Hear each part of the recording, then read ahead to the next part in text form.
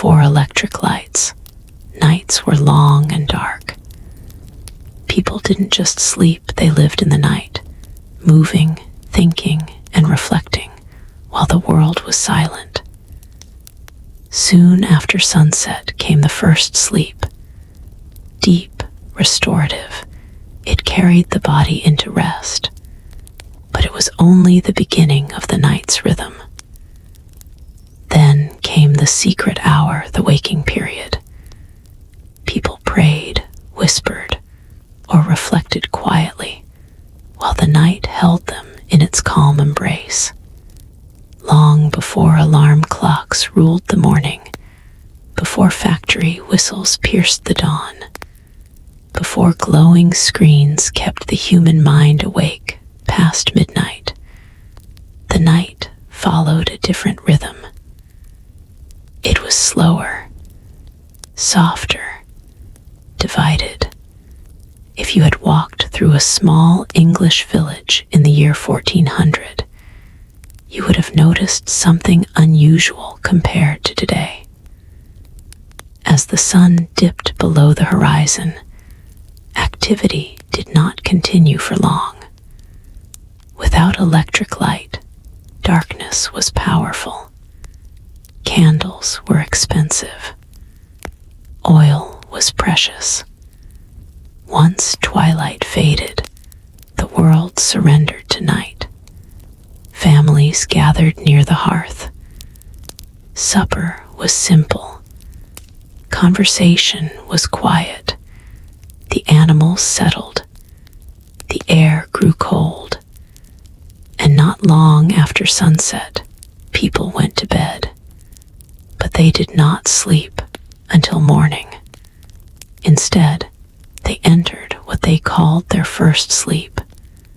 This first sleep began soon after dusk and lasted roughly 3 to 4 hours.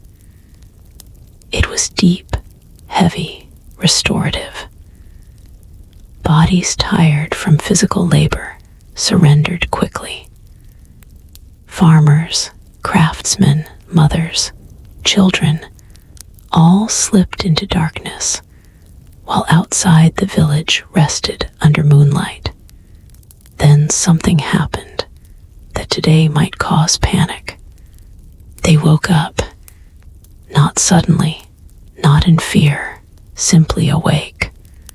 It might have been around midnight, or 1 in the morning. There were no digital clocks glowing beside the bed. Time was felt, not measured. The fire in the hearth would be embers now.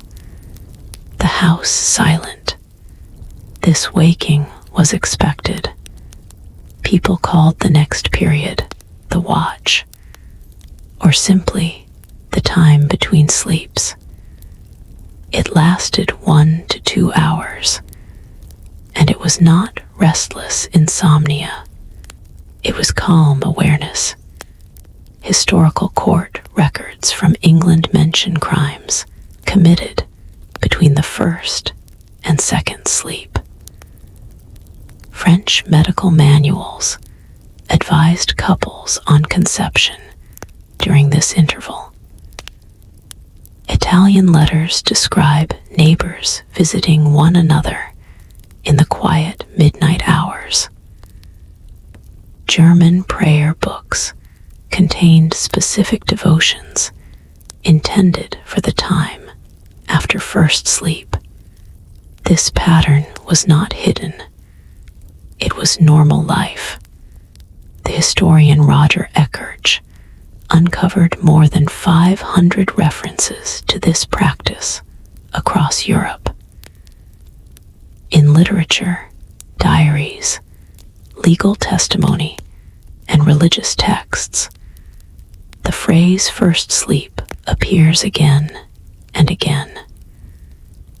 And just as often, second sleep follows it. In pre-industrial society, the night was naturally long. During winter in Northern Europe, darkness could last 14 or even 16 hours.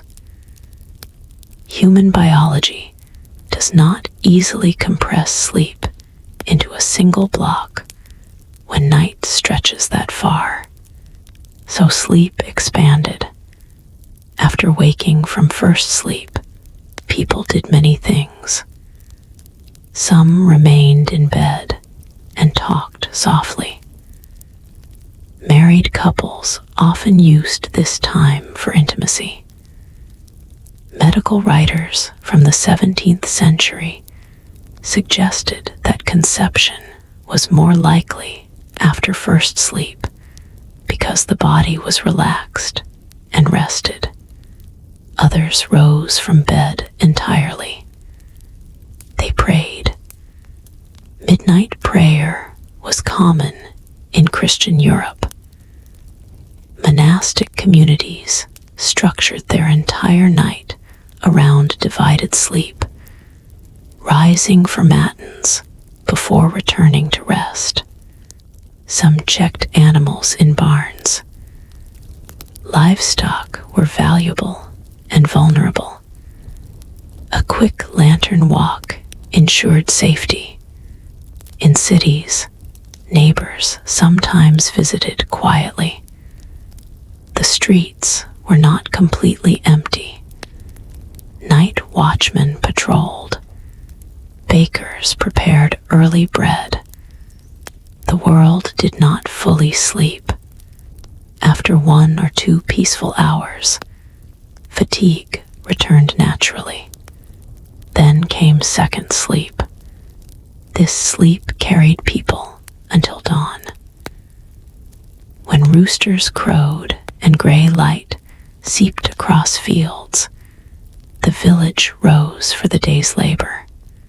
For centuries, this pattern persisted.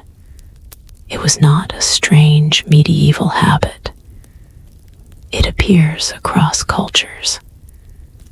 In parts of the Middle East, night prayer traditions encouraged waking after sleep. In West Africa, anthropological evidence suggests flexible sleep patterns long before colonial influence introduced rigid schedules. Even among early American settlers, references to first and second sleep appear in personal journals. What changed was not the human body. What changed was time. In the 17th and 18th centuries, artificial lighting slowly grew more common. Candles became cheaper. Oil lamps improved. Urban centers like London and Paris developed nightlife. Coffee houses opened late. Streets became brighter. Darkness no longer forced immediate sleep. Bedtime shifted later, but morning obligations remained. Instead of extending total night rest, people began compressing it. The Industrial Revolution accelerated this shift violently. Factories required strict starting hours. Workers needed consolidated sleep. The idea of waking in the middle of the night became inconvenient. Medical opinion followed economic need. By the 19th century, physicians began describing uninterrupted 8-hour sleep as ideal. Night waking was increasingly labeled insomnia. Something natural was reframed as disorder. In the late 20th century, a psychiatrist named Thomas Weir conducted an experiment that revealed something astonishing. Volunteers were exposed to 14 hours of darkness each night for several weeks, simulating pre-industrial winter conditions. At first, They slept long hours out of exhaustion, but after adjustment, their sleep divided naturally into two distinct segments, separated by 1 to 2 hours of calm wakefulness. No instructions, no suggestion. Their bodies returned to an older rhythm.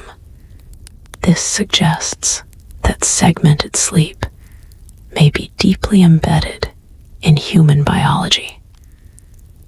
Modern continuous sleep might be more artificial than we assume. Consider how often people today wake at 3 in the morning and feel anxious. They stare at the ceiling, worrying about insomnia. They check their phones, which only stimulates the brain further.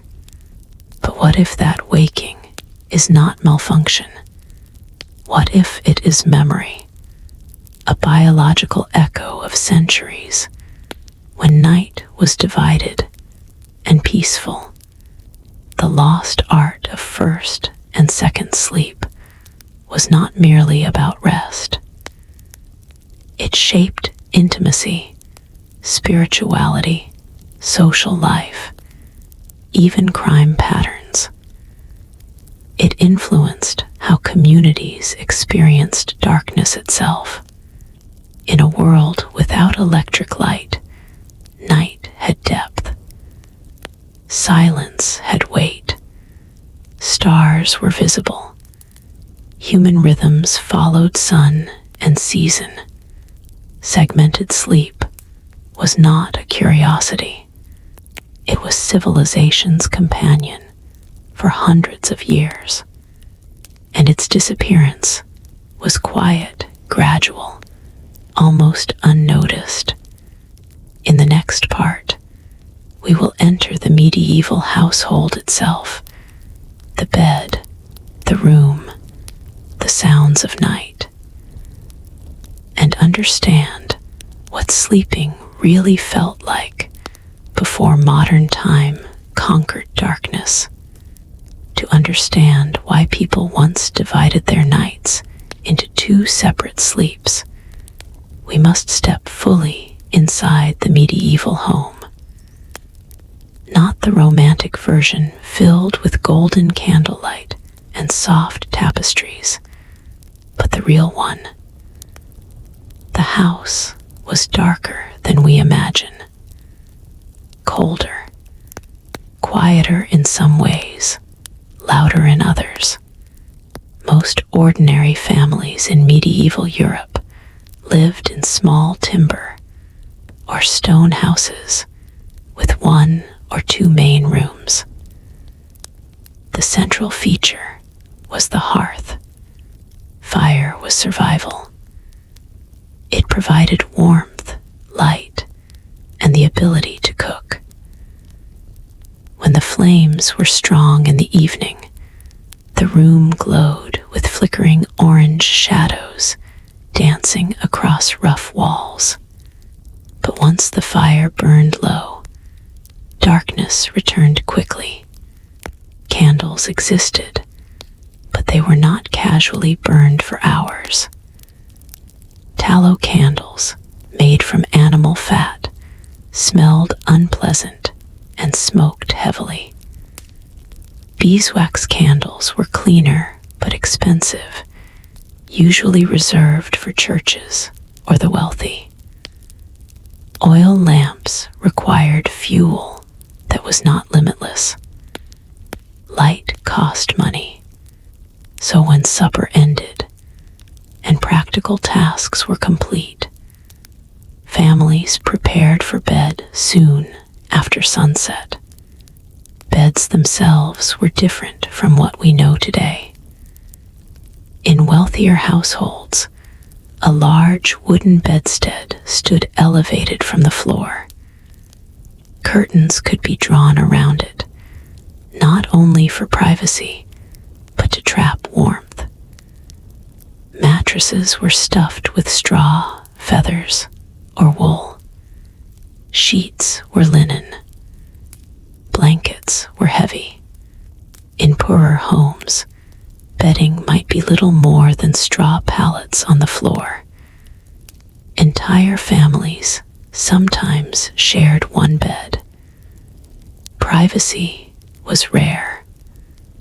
Warmth was shared. Before climbing into bed, many people performed evening prayers. Religion shaped daily rhythms deeply. The night belonged partly to God. The idea of waking later for prayer did not seem strange in a society where monasteries structured entire nights around worship. When they lay down for first sleep, the body responded naturally. After a day of physical labor in fields or workshops, exhaustion came easily. There were no glowing screens to stimulate the brain, no artificial blue light disrupting melatonin. Darkness itself signaled the body. The first sleep was often described in old writings as heavy and deep. It was the most restorative portion of the night. Muscles relaxed, breathing slowed, the mind drifted into dreams. Then, sometime after midnight, eyes opened. There was no alarm clock, no sudden noise. Often the waking felt gentle, almost natural. Some described it as if the body had completed something and was ready for pause. The fire by now was embers. A faint red glow might illuminate part of the room. Moonlight filtered through small windows if the sky was clear. The house was quiet, but not silent. Outside, animals shifted. Dogs barked occasionally. Wind moved through thatched roofs. In towns, distant footsteps of a night watchman might echo. The world did not fully disappear at night. It simply changed character. During this waking interval, many remained in bed. Conversations between spouses happened here, whispered in darkness. This time was private in a way daytime never was. Diaries from later centuries mention couples discussing plans, worries, and hopes between first and second sleep. Medical texts from early modern Europe even advised couples that this period was ideal for intimacy. The belief was that the body, having rested, was calm and balanced. Conception manuals mentioned the time after first sleep as favorable. Others used the time spiritually. Prayer manuals from England and France included specific devotions recommended for the midnight interval. In Catholic regions, individuals might recite prayers for the souls of the dead. In Protestant households, quiet scripture reading occurred. In monastic communities, the pattern was even more structured. Monks and nuns followed canonical hours.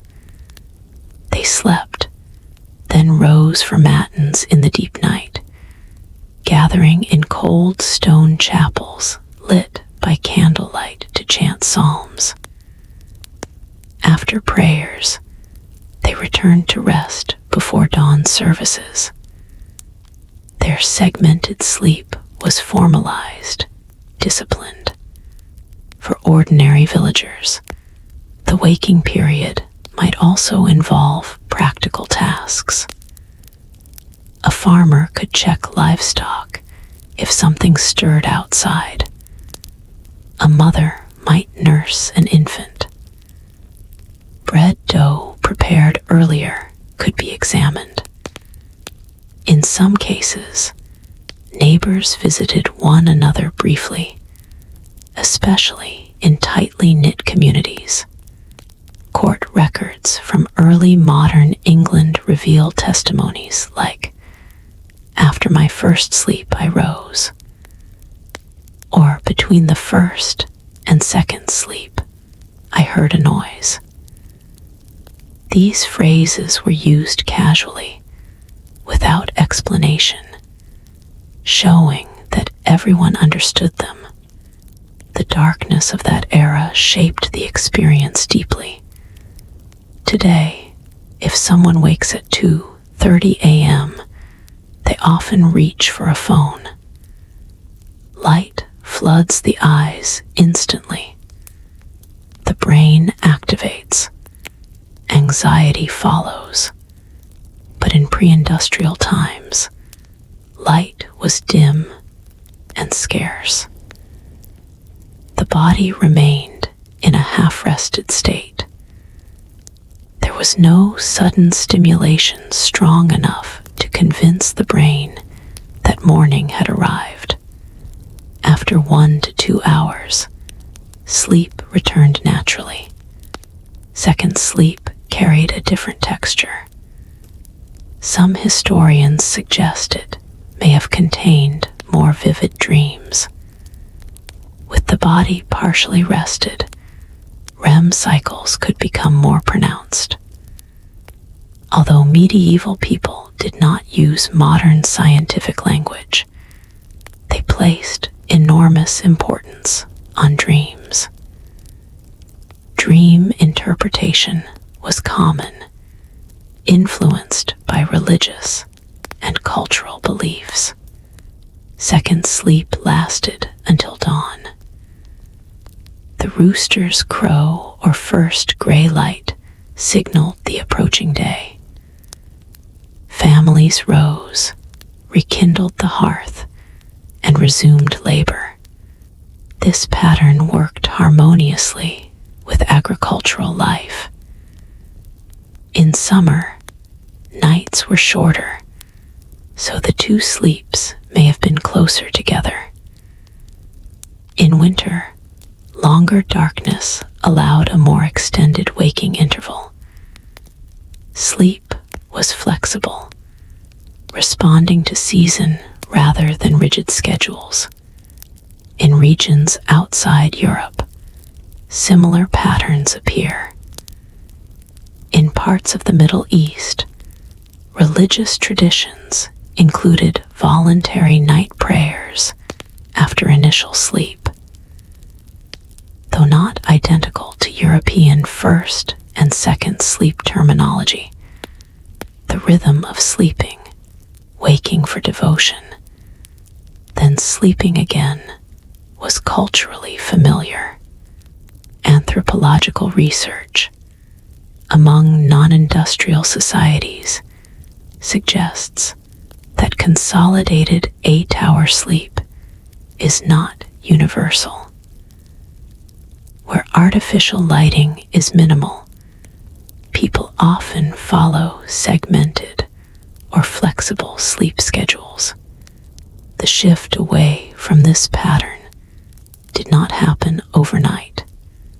In the 17th century, urban centers began changing first.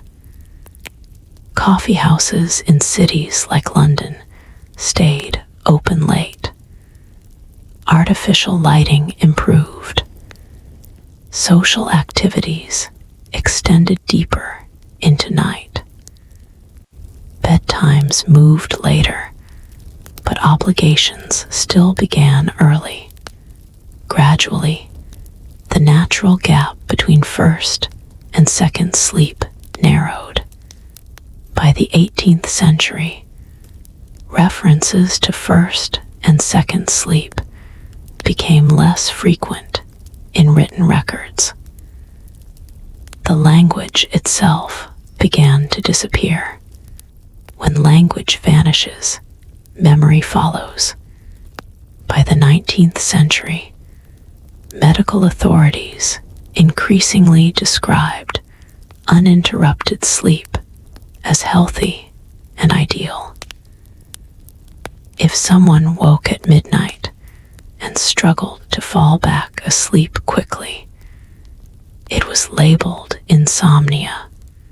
What had once been an expected, even cherished, interval of calm wakefulness became something to fear. The bedroom also changed. Beds became more private. Separate rooms became common in middle-class homes. Gas lighting and later electric light flooded interiors with brightness unknown to previous centuries. The night lost its depth. Without long darkness, the biological conditions supporting segmented sleep weakened. The human body adapted to compressed rest, yet experiments in the 20th century, such as those conducted by psychiatrist Thomas Weir, showed that when modern individuals are placed in extended darkness without artificial light, their sleep naturally divides again. This suggests that the medieval pattern was not superstition or cultural oddity. It may reflect a basic human rhythm suppressed by modern life. The medieval home, with its heavy curtains, dim embers, whispered conversations, and long winter darkness, was perfectly suited for first and second sleep. The rhythm felt natural because the environment supported it. Today, surrounded by artificial brightness and strict schedules, that rhythm feels foreign. But perhaps it is not lost. Perhaps it is simply waiting for darkness to return. In the next part, we will explore how religion, superstition, and fear shaped the midnight waking hours. Because night was not only peaceful, it was mysterious, sometimes frightening, and filled with beliefs that shaped how people experienced the gap between their two sleeps. When the body woke after first sleep in the medieval world, the experience was not only physical, it was spiritual, it was emotional, it was wrapped in belief. Night in pre-modern society was not empty time. It was charged with meaning. Darkness carried both holiness and danger. In that silent interval between first and second sleep, people felt closer to God, and sometimes closer to unseen forces they feared. To understand this, you must imagine a world without electric light, without scientific explanations for strange sounds, without psychological language to describe anxiety. The stars were brighter than we can easily comprehend today. The Milky Way stretched like a river across the sky. The moon controlled tides, crops, and imagination. In Christian Europe, midnight held sacred significance. Monasteries rose from their beds for matins, a prayer service held deep in the night. Monks gathered in cold stone chapels, lit only by candles, chanting psalms while the world outside lay in darkness. Their Their voices echoed through vaulted ceilings, marking the time between sleeps with devotion. Ordinary villagers did not always attend formal services at midnight, but private prayer during the waking interval was common. Prayer manuals from the 16th and 17th centuries included instructions specifically for those who woke after first sleep. The belief was simple. If God allowed you to wake in the quiet hours, perhaps it was an invitation to reflect. Some believed the midnight hour was when heaven felt closest. Yet at the same time, darkness was feared. European folklore spoke of spirits roaming after midnight. In parts of Germany and Scandinavia, tales warned of wandering souls, witches, and shadowed figures traveling under moonlight. In England, stories of restless ghosts were strongest in the deep night. The time between sleeps could feel peaceful, but also exposed.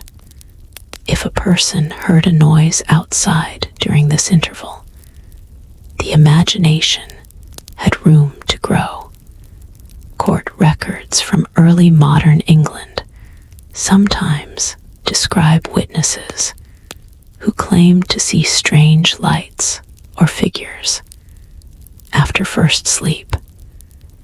Whether these were real intruders, animals, or imagination intensified by darkness, we cannot always know.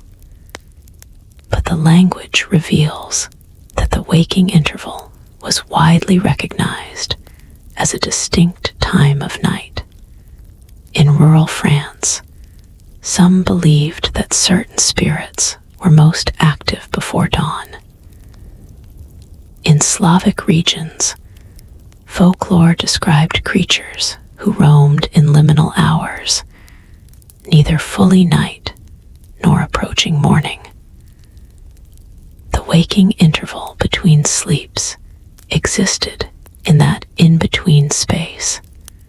Even the human mind behaved differently in darkness.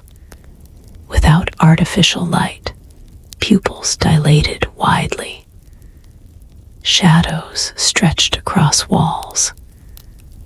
A small movement of flame could transform a familiar object into a distorted shape. The brain, half rested, half dreaming, sometimes blurred imagination with reality. Sleep science today shows that during natural awakenings between sleep cycles, the brain can remain partially in dreamlike states. In medieval times, without scientific understanding, vivid dreams that lingered into waking moments could feel supernatural. Many people believed dreams carried divine messages. The Bible itself contains stories of prophetic dreams. So, if someone woke after first sleep remembering a powerful vision, they might spend the waking interval interpreting it, praying about it, or discussing it quietly with a spouse. The boundary between dream and waking was softer than we assume today. Night was also associated with vulnerability. Most crime in pre-modern towns occurred after dark. That is partly because darkness offered concealment, but also because communities were quieter. Night watchmen existed in cities like London and Paris, patrolling streets with lanterns. Their presence shows that not everyone slept continuously. While households rested in 2 shifts, certain individuals remained awake, protecting the town. The gap between first and second sleep gave some criminals opportunity.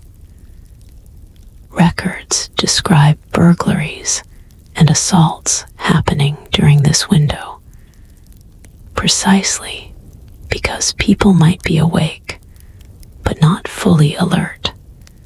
Yet for most, the interval was calm. In Islamic tradition, the practice of voluntary night prayer known as tahajjud involves waking after sleeping to pray in the last third of the night. While culturally distinct from European first and second sleep terminology, it reflects a similar rhythm. Rest, awakening, devotion, return to rest. The quiet of the deep night has long been associated with spiritual reflection across cultures. In Jewish tradition, certain midnight prayers known as Tikkun Chatzot are recited in remembrance of the destruction of the temple. In Christian monastic life, vigils structured the night into sacred time. These practices suggest something important. Humans have often found meaning in interrupted sleep. Rather than resisting the waking, they used it. Fear and faith often intertwined. Storms at night were terrifying before modern weather knowledge. Thunder rolling across dark skies, lightning illuminating landscapes suddenly, could wake entire households during first sleep. In such moments, people prayed intensely. They interpreted storms as signs of divine power or warning. The waking interval also amplified intimacy within households. When the world outside was silent and invisible, conversation became deeper. Daytime distractions vanished. The darkness created a protective boundary around the bed. Some historians suggest that the space between sleeps strengthened family bonds because it offered unstructured time for connection. In daylight hours, survival tasks dominated. Midnight allowed something slower. However, as urbanization increased in the 17th and 18th centuries, nighttime began changing character. Cities grew larger. Artificial lighting improved. Taverns stayed open later.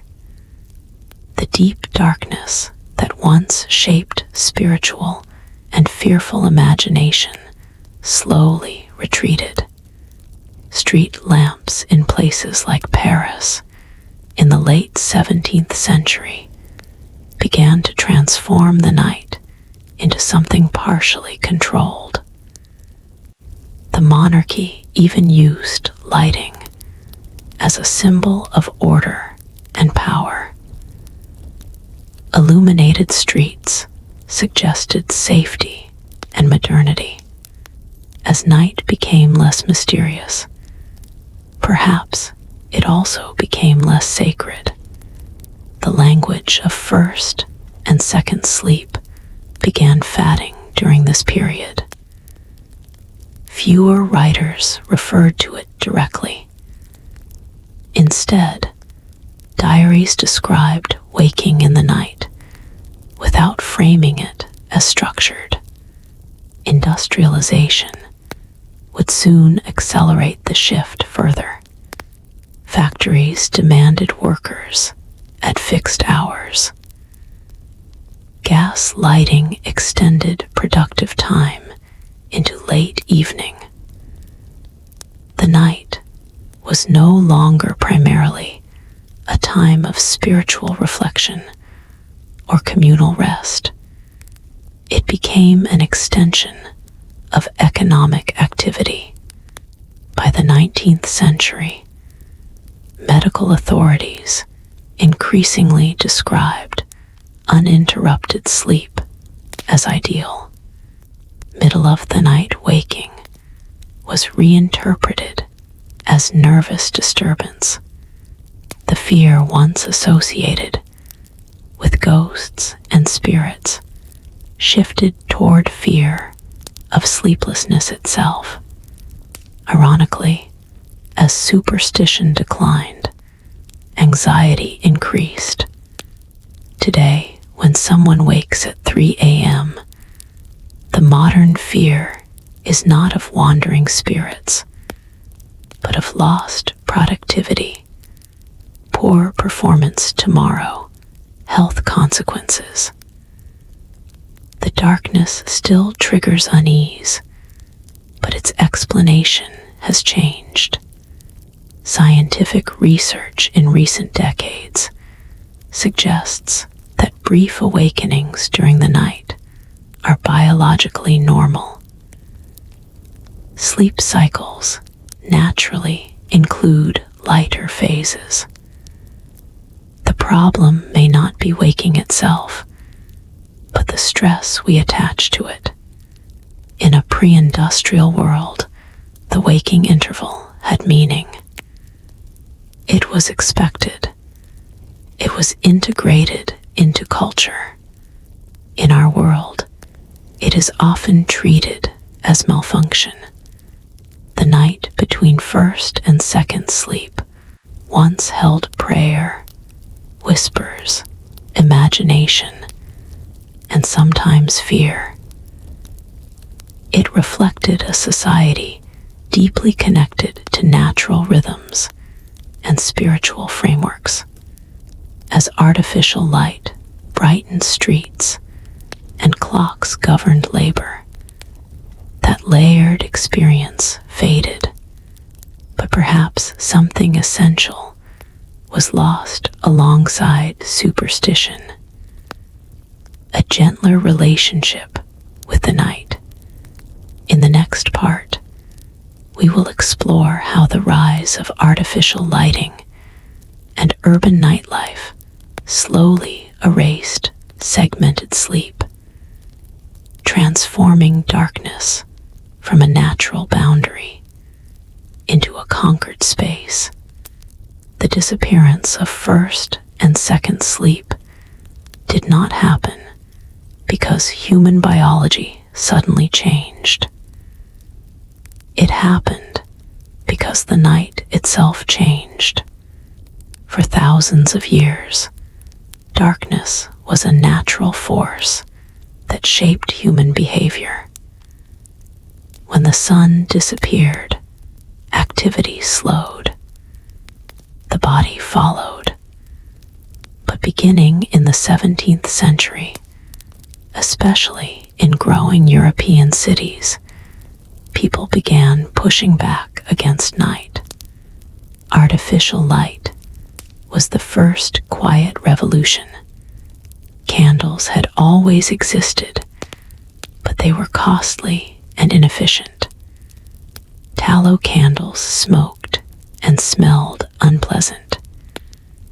Beeswax candles burned cleaner, but were expensive, often reserved for churches or wealthy households. Oil lamps required steady supplies of fuel. Light was something to conserve, not waste. But as trade expanded and economies strengthened, candles and oil became more accessible. Urban households could afford longer evening illumination.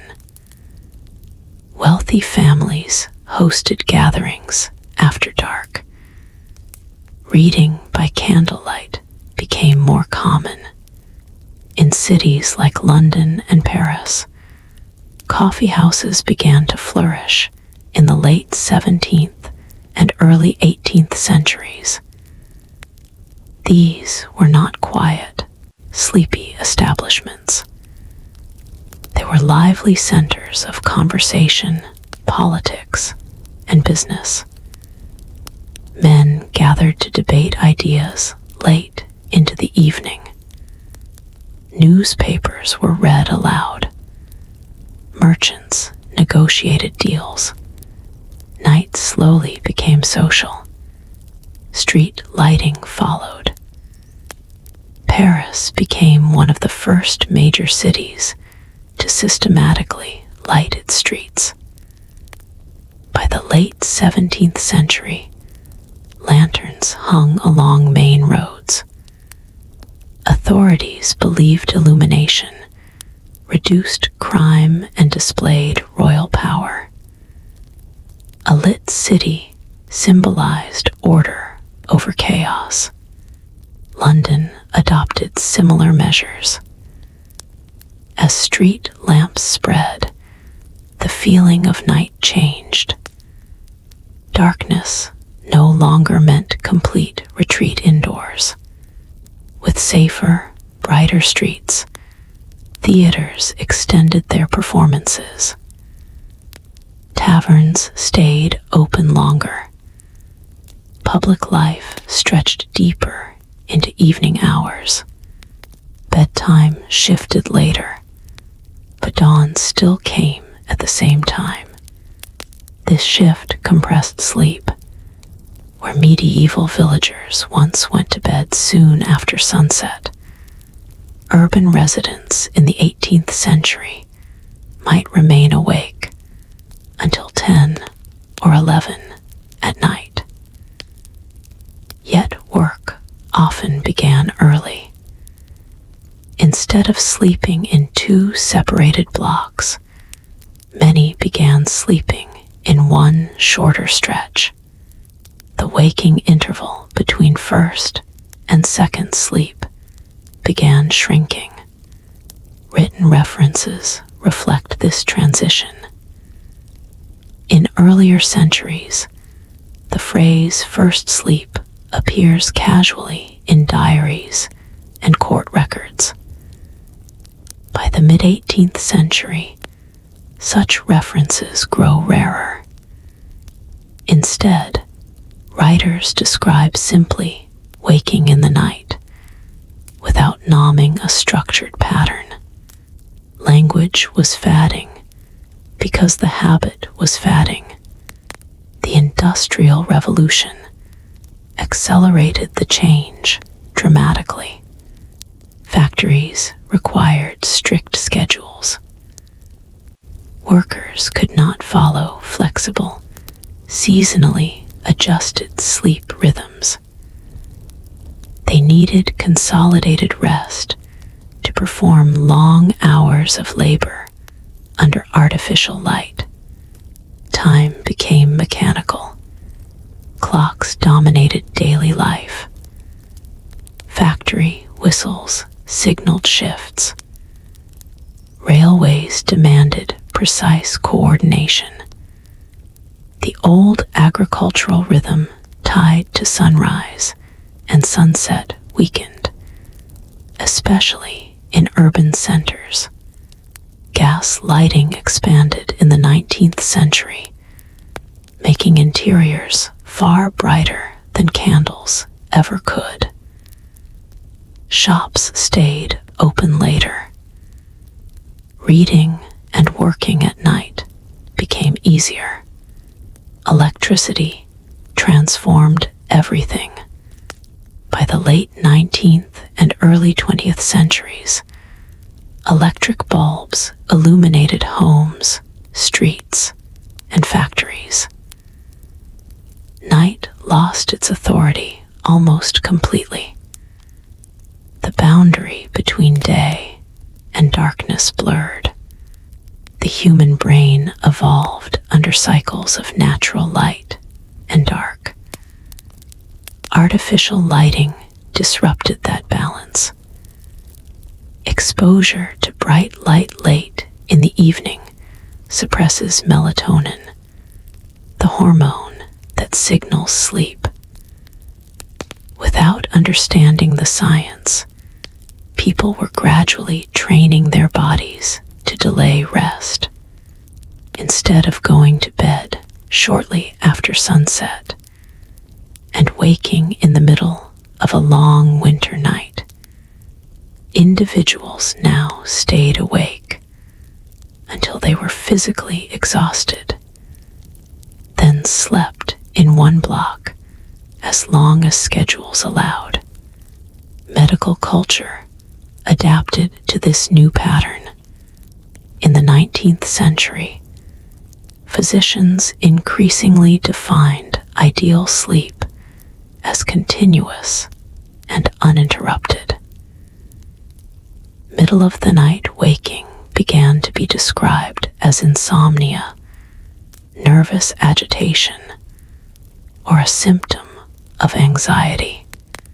What had once been natural was now pathologized. At the same time, the concept of productivity gained moral weight. A good worker was efficient and alert. Long, consolidated sleep was seen as necessary for performance. Waking in the night seemed inefficient, wasteful. Urban living also reduced the communal aspect of night. In medieval villages, waking between sleeps might involve quiet conversation with family, even short visits to neighbors. In 19th century cities, privacy increased. Separate bedrooms became more common among the middle class. Individual sleep replaced shared rest. This isolation may have intensified anxiety around night waking. When a person woke at midnight in a private room, alone, without cultural language to frame the experience, it could feel abnormal. The disappearance of first and second sleep was gradual, not sudden. Rural communities likely retained segmented patterns longer than cities. Even into the 19th century, scattered references appear in letters and memoirs, suggesting some people still recognized the rhythm. But by the early 20th century, the idea had largely vanished from public awareness. Then something unexpected happened in the late 20th century. In the 1990s, psychiatrist Thomas Weyer conducted a study to explore natural human sleep patterns. Volunteers were placed in controlled environments with 14 hours of darkness per day, mimicking winter nights before artificial lighting. At first, participants slept longer than usual, repaying accumulated sleep debt. But after several weeks, their sleep divided into two distinct segments. They slept for about 4 hours, woke calmly for 1 to 2 hours, then slept another 4 hours. During the waking interval, participants reported feeling peaceful and reflective. Their brains produced high levels of prolactin, a hormone associated with calmness. The experiment suggested that segmented sleep might be biologically natural when darkness is extended. This finding reshaped historical understanding. It provided scientific support for what historians like Roger Eckhart had uncovered in old texts. First and second sleep were not myths or poetic metaphors.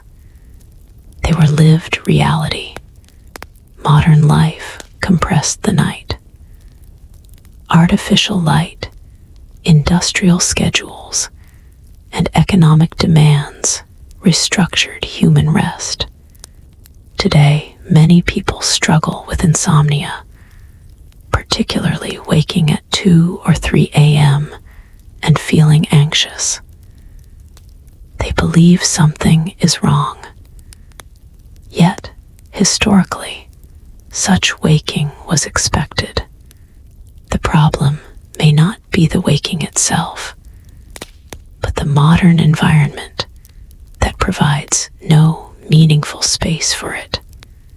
In earlier centuries, the waking interval had purpose: prayer, conversation, intimacy, reflection. In modern life, it often meets glowing screens and racing thoughts about tomorrow's obligations. The conquest of night brought safety, productivity, and extended opportunity. But it also erased a rhythm that may have once harmonized with human biology. The night was once long and layered. It had chapters. Now we expect it to be a single, unbroken line. In the next part, we will explore how segmented sleep influenced relationships, intimacy, and family life in ways modern continuous sleep no longer allows. When people speak about sleep today, they usually speak about health, productivity, or exhaustion. Rarely do they speak about connection. Yet, in the centuries when night was divided into first and second sleep, the structure of rest shaped relationships in subtle but powerful ways. The medieval and early modern household was not built around privacy. Entire families often shared sleeping space. In smaller homes, a single room might contain parents, children, and sometimes even servants. Wealthier households had more rooms, but even then, separation was limited compared to modern standards. In this environment, sleep was communal. When first sleep ended and quiet waking began, it was not experienced in isolation. The room still contained familiar breathing, shifting blankets, soft whispers. Darkness enclosed everyone together. The time between sleeps created something modern life rarely allows: unstructured stillness shared with others. Daytime hours in pre-industrial societies were filled with labor. Farming, cooking, weaving, repairing tools, tending animals. Survival required constant effort. Conversation during the day was practical and task-focused. There was little time for deep reflection, but in the midnight interval, there was nothing to harvest, nothing to sell, no market to rush to, only quiet. Married couples often used this time to talk. Letters from later centuries, when segmented sleep was fading, but not entirely gone, sometimes mention conversations that happened after first sleep. These were not rushed exchanges. They were slow, thoughtful discussions held in darkness. Modern sleep research suggests that waking briefly between sleep cycles can leave the mind calm but alert, a state different from full daytime consciousness. In this gentle awareness, emotions may surface more easily. Fears can be shared. Plans can be whispered.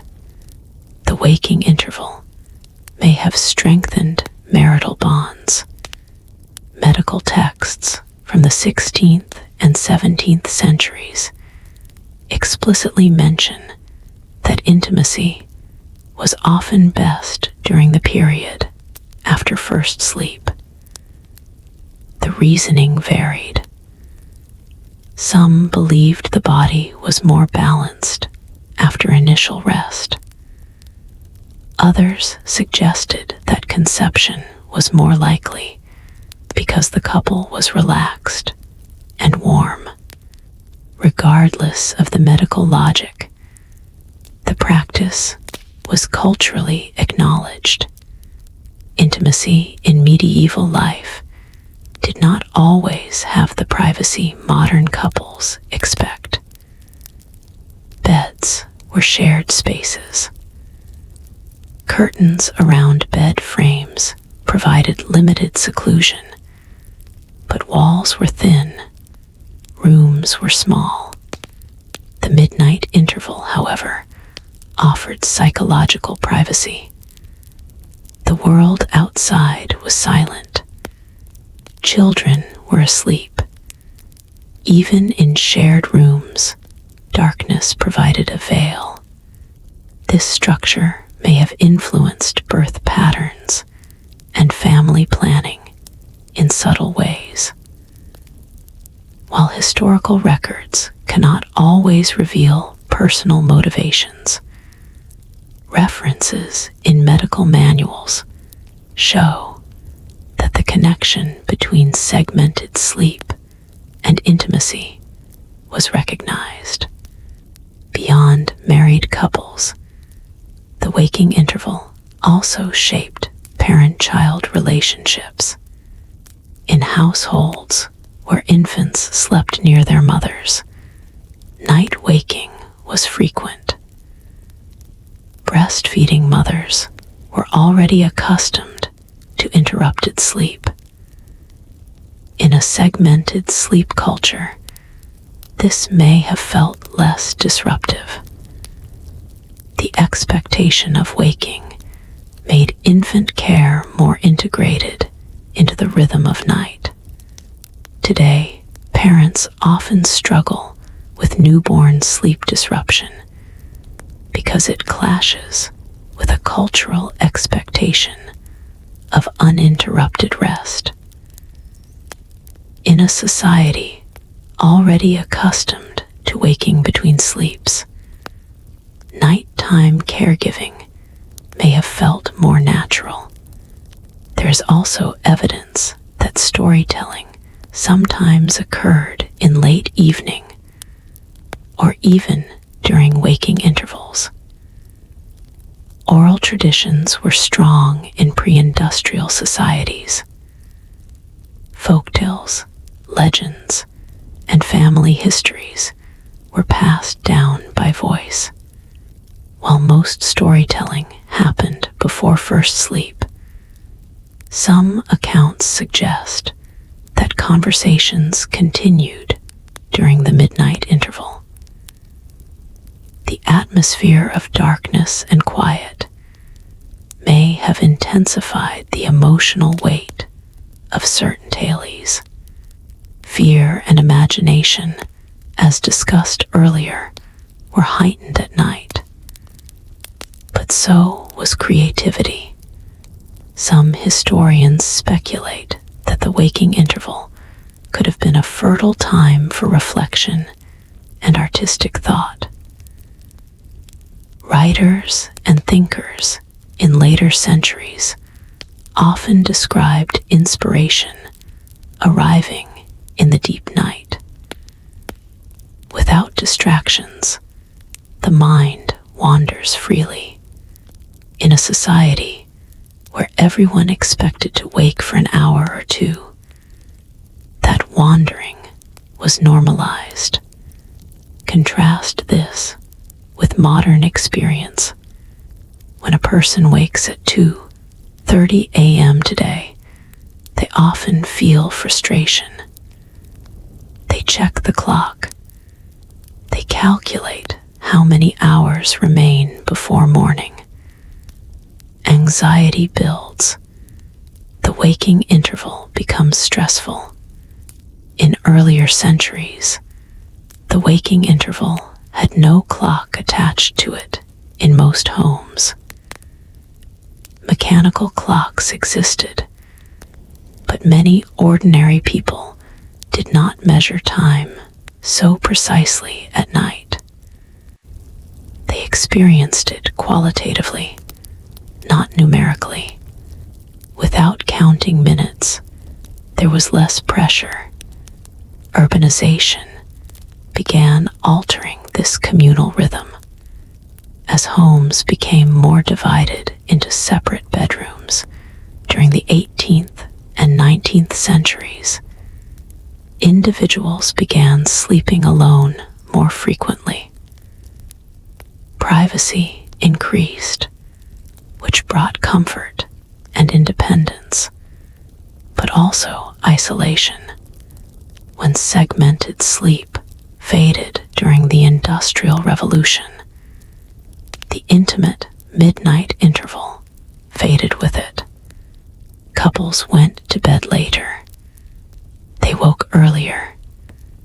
Sleep compressed into one block. The quiet hour between sleeps, once available for conversation and closeness, disappeared. Industrial schedules also created fatigue of a different kind.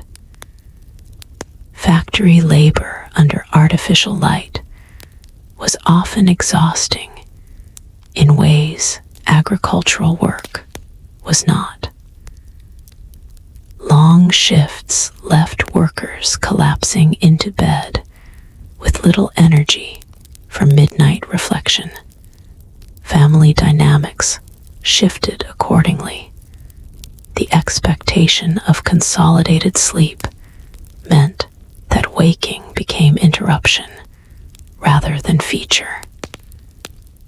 Parents dealing with infants at night began viewing sleep disruption as problem rather than rhythm.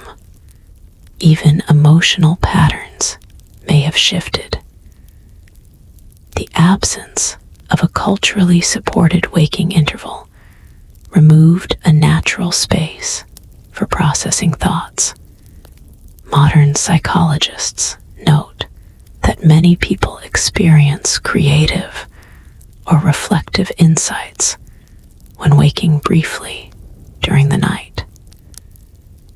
Yet, because this waking is labeled insomnia, individuals often resist it instead of engaging calmly.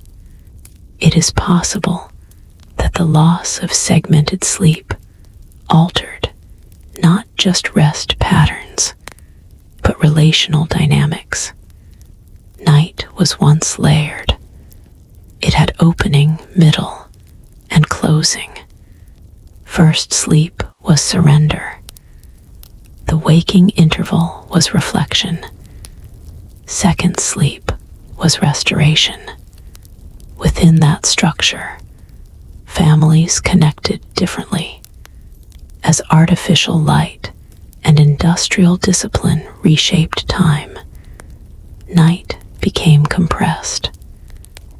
The structure flattened. Today, sleep is often treated as a purely biological necessity, measured in hours and efficiency. Rarely is it seen as social space. Yet for centuries, the time between first and second sleep offered something rare, a pause in the world's demands, shared quietly with those closest.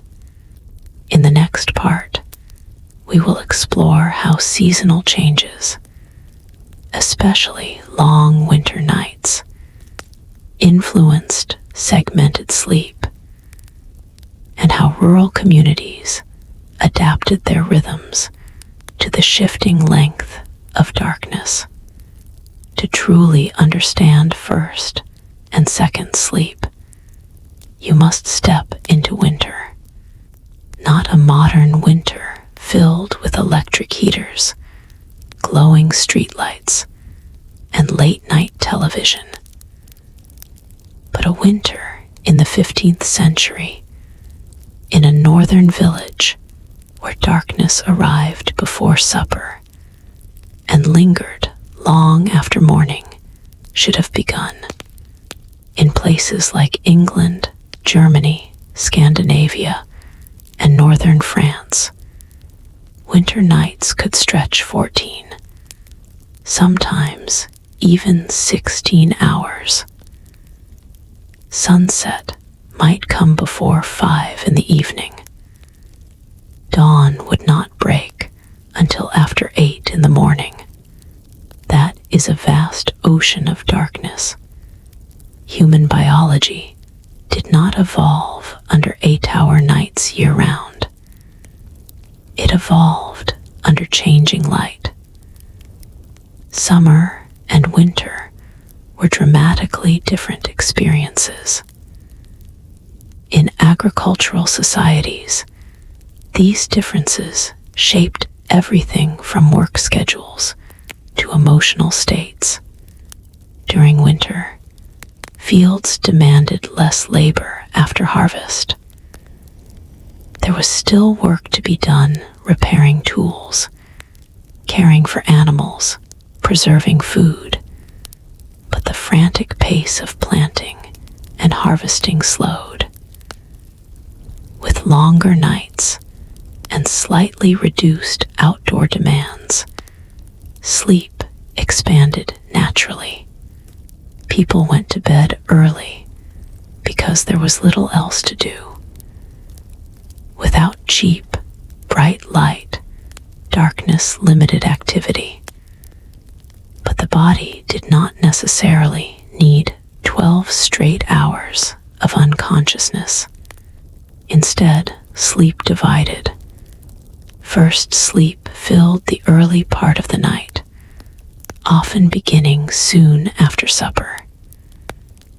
It lasted 3 or 4 hours. Then came the waking interval, longer in winter than in summer, because the night itself was longer.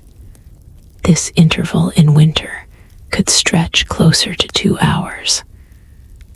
The house was deeply quiet. Snow outside muffled sound. The cold air pressed against wooden walls. There is something psychologically different about winter darkness. It feels heavier, more complete. In that depth, the waking interval became almost meditative.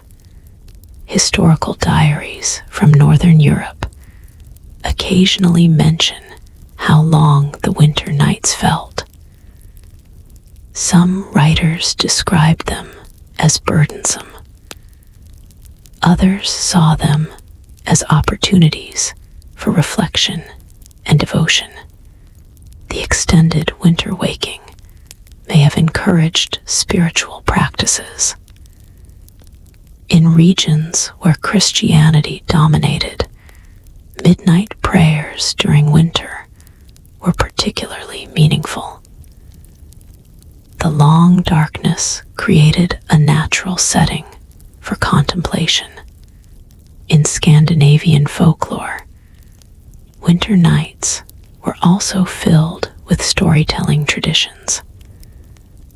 While much of this storytelling occurred before first sleep, the quiet between sleeps likely allowed stories to settle. be discussed in whispers. Cold influenced sleep patterns as well. Before modern heating, winter bedrooms were cold. Bed curtains trapped warmth. Multiple family members shared bedding for survival. The body, wrapped in layers of wool and linen, might wake naturally as internal temperature shifted. Interestingly, modern sleep research suggests that cooler temperatures promote deeper sleep. Medieval winter conditions may have strengthened the depth of first sleep, making the waking interval feel distinct and complete rather than fragmented. Seasonal variation also meant that segmented sleep was not identical year-round. In summer, especially in southern Europe, nights were shorter. Sunset came late. Dawn arrived early. Agricultural labor intensified during growing season. People might go to bed later because work extended into longer daylight. With shorter nights, the gap between first and second sleep could shrink significantly. In some cases, it may have nearly disappeared during peak summer. Segmented sleep was flexible. It responded to environment rather than rigid schedules. This flexibility is important. It shows that first and second sleep were not mechanical rules, but adaptive rhythms. In pre-industrial societies, time was measured more by sun and season than by precise clocks. Church bells marked hours in towns, but rural life flowed with daylight. Winter encouraged longer total rest. Summer compressed it. The human body adjusted gradually. In extreme northern regions, where winter darkness could last even longer, the psychological impact of long nights was significant. While detailed records from remote areas are limited, it is reasonable to assume that segmented sleep patterns may have been even more pronounced, where darkness dominated for much of the day. Yet winter nights were not only about sleep, they were also about vulnerability. Cold threatened survival. Fires needed tending carefully. If embers died completely, relighting them in freezing conditions could be difficult. During the waking interval between sleeps, one practical task was checking the hearth. Adding wood ensured warmth lasted until morning. Livestock also required attention in winter. A farmer might wake, pull on boots, and briefly check animals in a nearby barn if strange noises were heard. The waking interval functioned partly as environmental awareness. Modern homes are sealed, temperature-controlled, protected by alarms. Medieval homes were porous. Sound traveled easily. Weather intruded. Waking naturally in the middle of the night may have offered survival advantage. It allowed periodic assessment of surroundings without full sleep deprivation.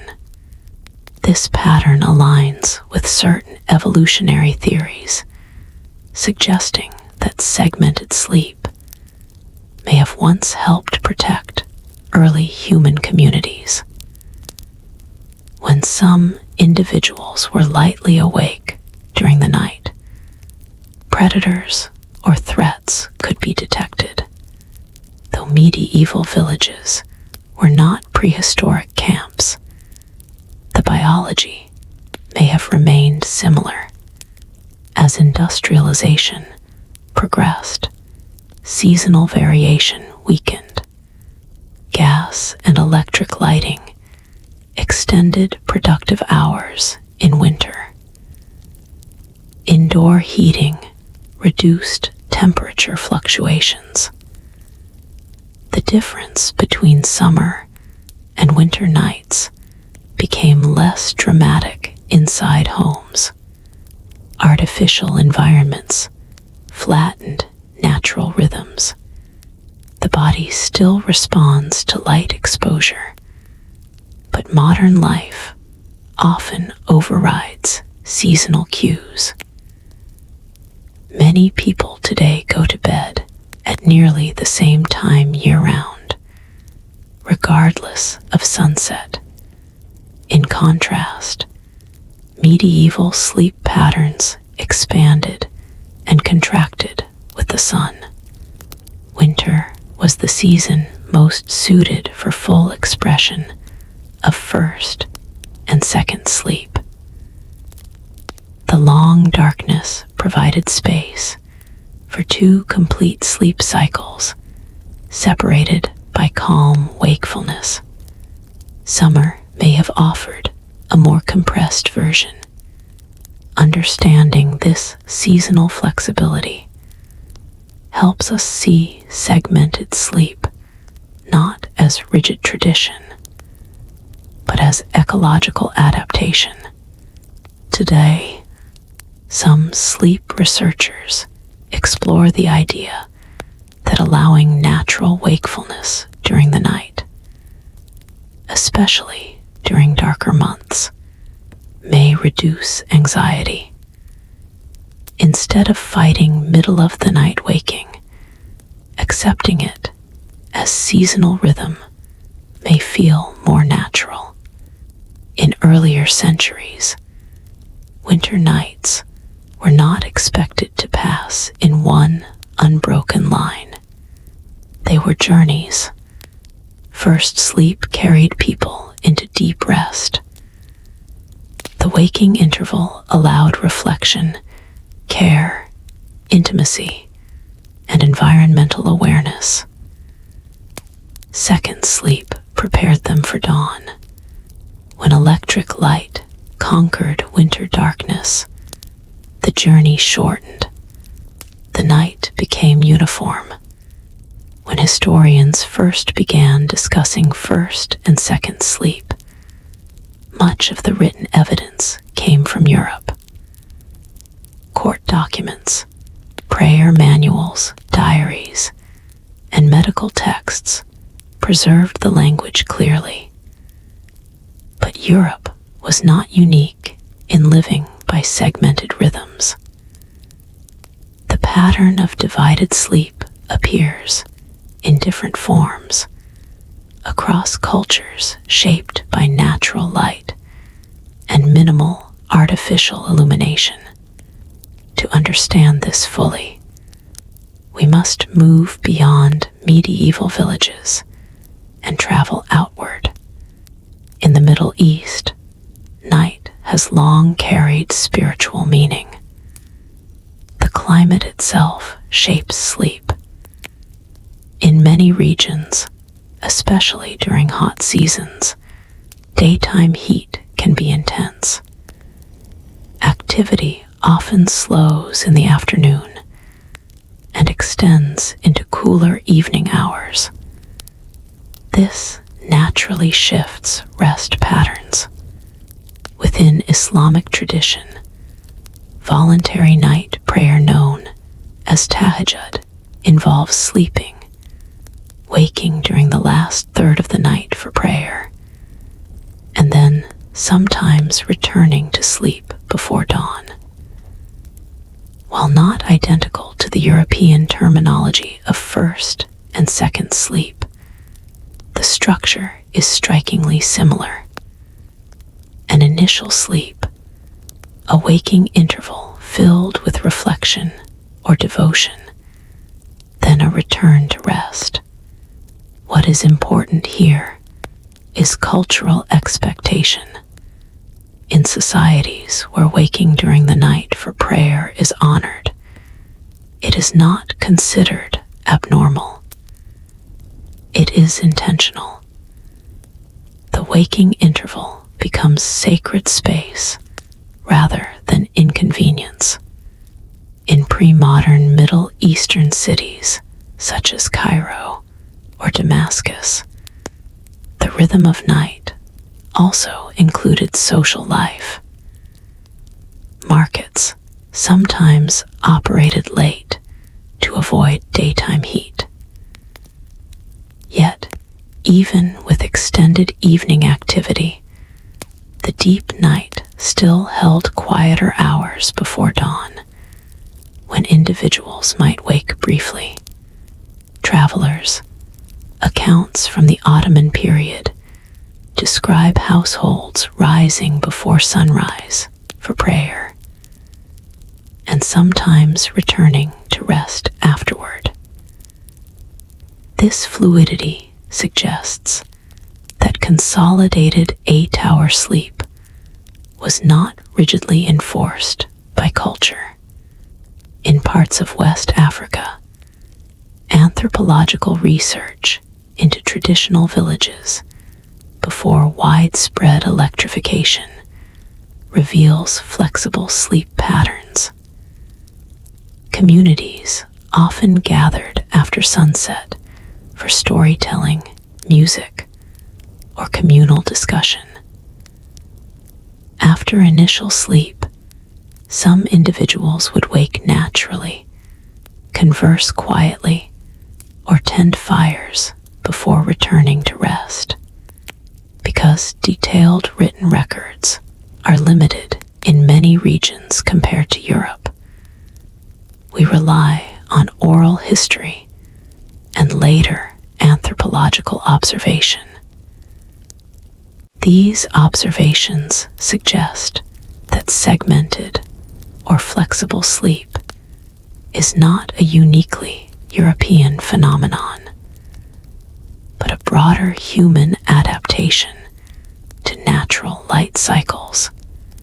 Indigenous communities in the Americas also followed rhythms shaped by environment rather than clocks. Among some Native American groups, especially those living in communal dwellings, sleep was not strictly segmented into identical schedules for every individual. Instead, night contained waves of rest and wakefulness within the group. In large communal homes, such as longhouses, some members might wake while others slept. The community was rarely in total unconsciousness simultaneously. This created a subtle form of shared vigilance and social continuity through the night. In tropical regions near the equator, where day and night lengths vary less dramatically throughout the year, segmented sleep may have looked slightly different. Without extremely long winter nights, the waking interval might have been shorter or less pronounced. Still, exposure to darkness without artificial light often led to earlier bedtimes and occasional natural waking.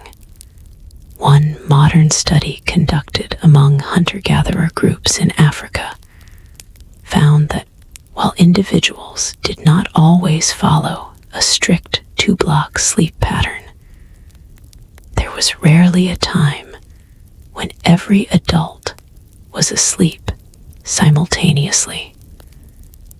some form of staggered wakefulness appeared normal. This aligns with evolutionary theories, suggesting that early human communities benefited from partial night vigilance. Segmented sleep may be a remnant of ancient survival strategies. In pre-industrial Asia, sleep patterns were equally diverse. In Japan, during the Edo period, urban centers like Edo, modern Tokyo, developed active nightlife in certain districts.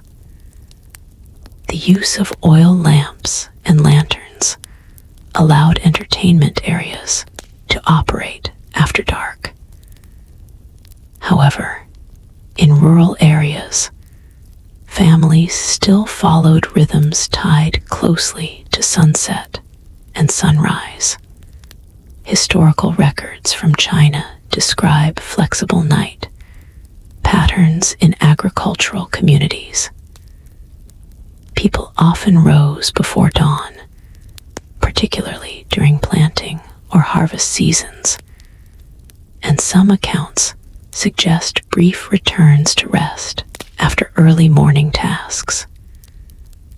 The division of sleep did not always follow the exact first sleep, waking, second sleep terminology found in Europe.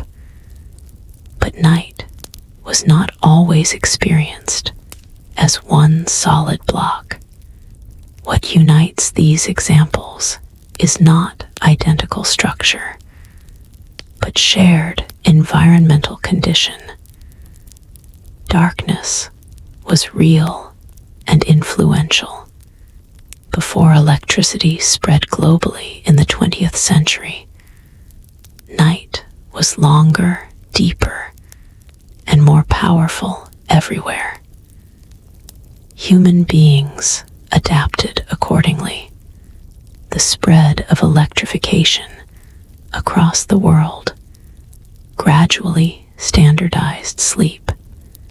In the late 19th and early 20th centuries, cities in North America and Europe rapidly adopted electric lighting.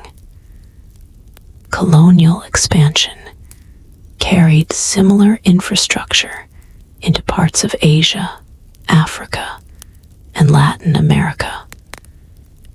Urban centers became brighter. Work hours extended. The idea of an uninterrupted 8-hour sleep block began spreading alongside industrial labor systems and Western medical standards. Over time, the language of segmented sleep faded even in places where it may once have existed in different forms. In the 20th century, global culture increasingly defined good sleep as continuous and efficient. Middle-of-the-night waking was labeled insomnia across continents. Yet in regions where electrification arrived later, older patterns sometimes persisted longer. Anthropologists visiting remote villages in the mid-20th century occasionally noted flexible or segmented sleep habits still in place.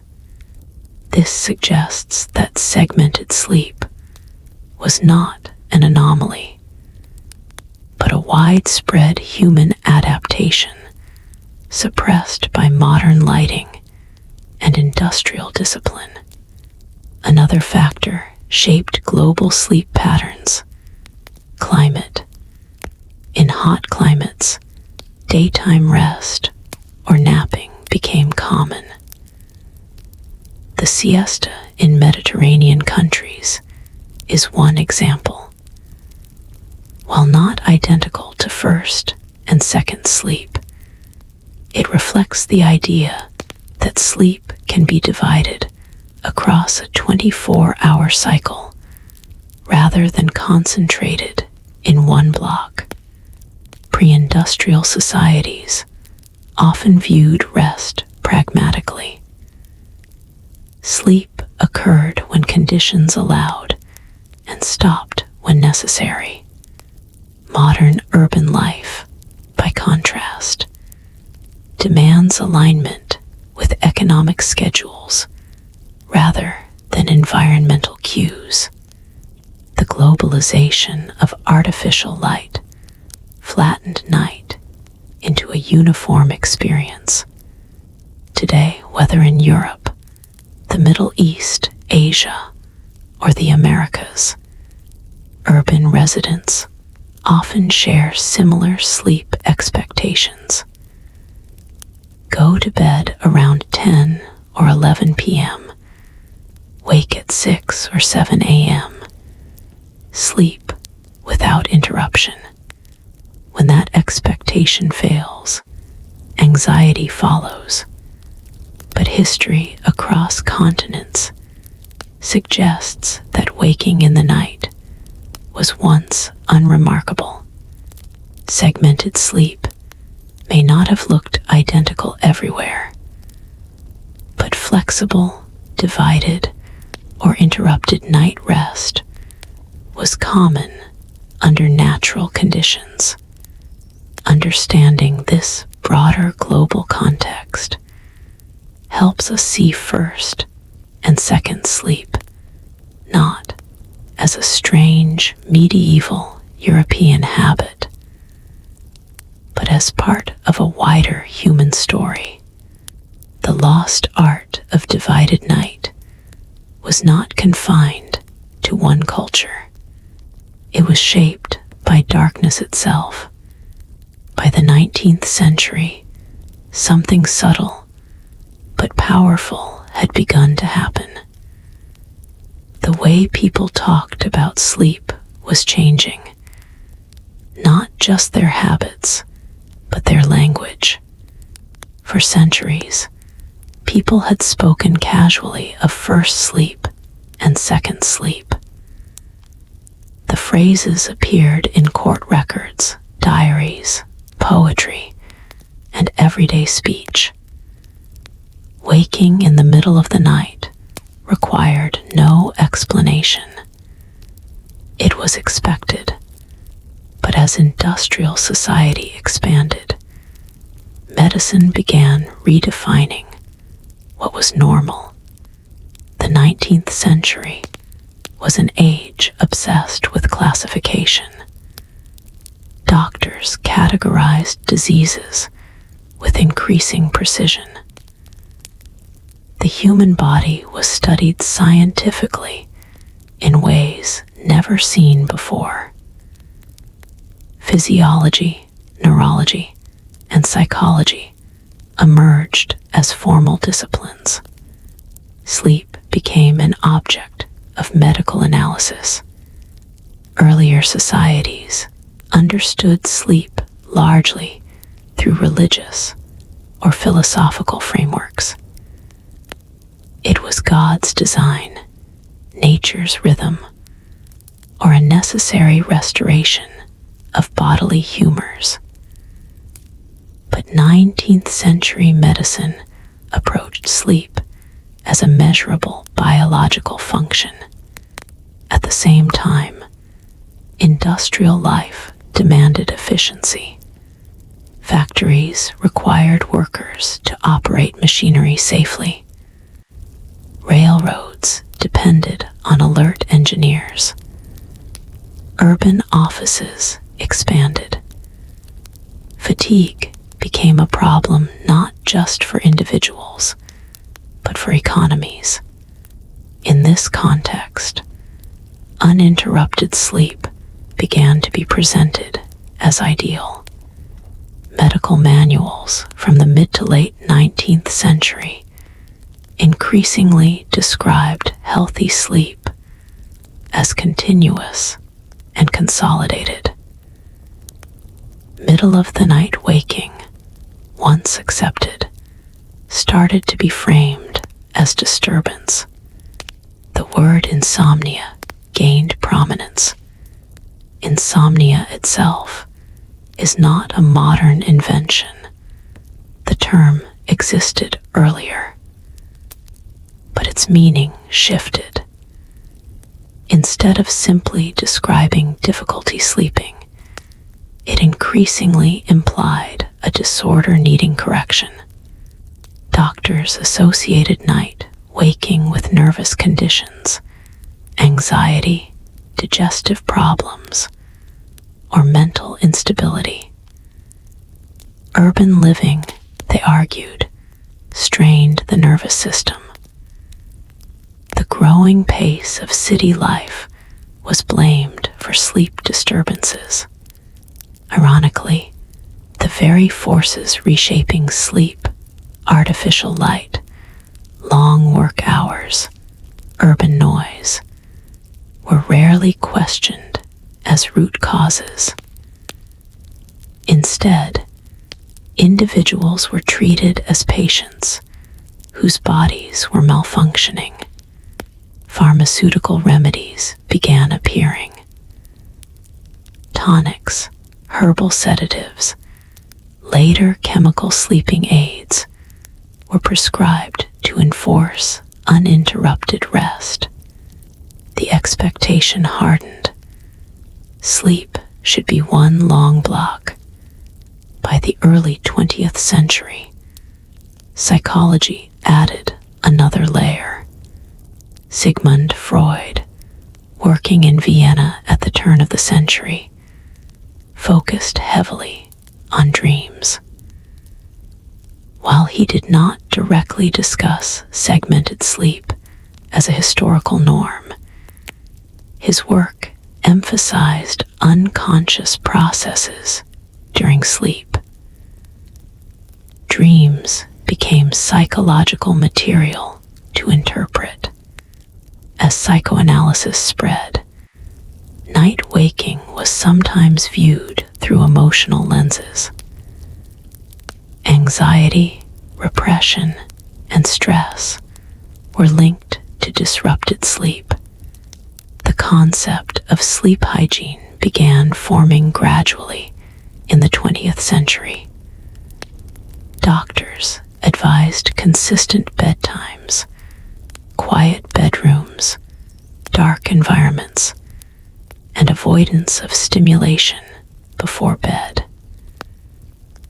These recommendations were not inherently wrong, but they assumed a consolidated sleep model as the goal. Meanwhile, electric lighting expanded globally. By the 1920s and 1930s, many urban households in Europe and North America had electricity. Radio entered homes, extending evening entertainment.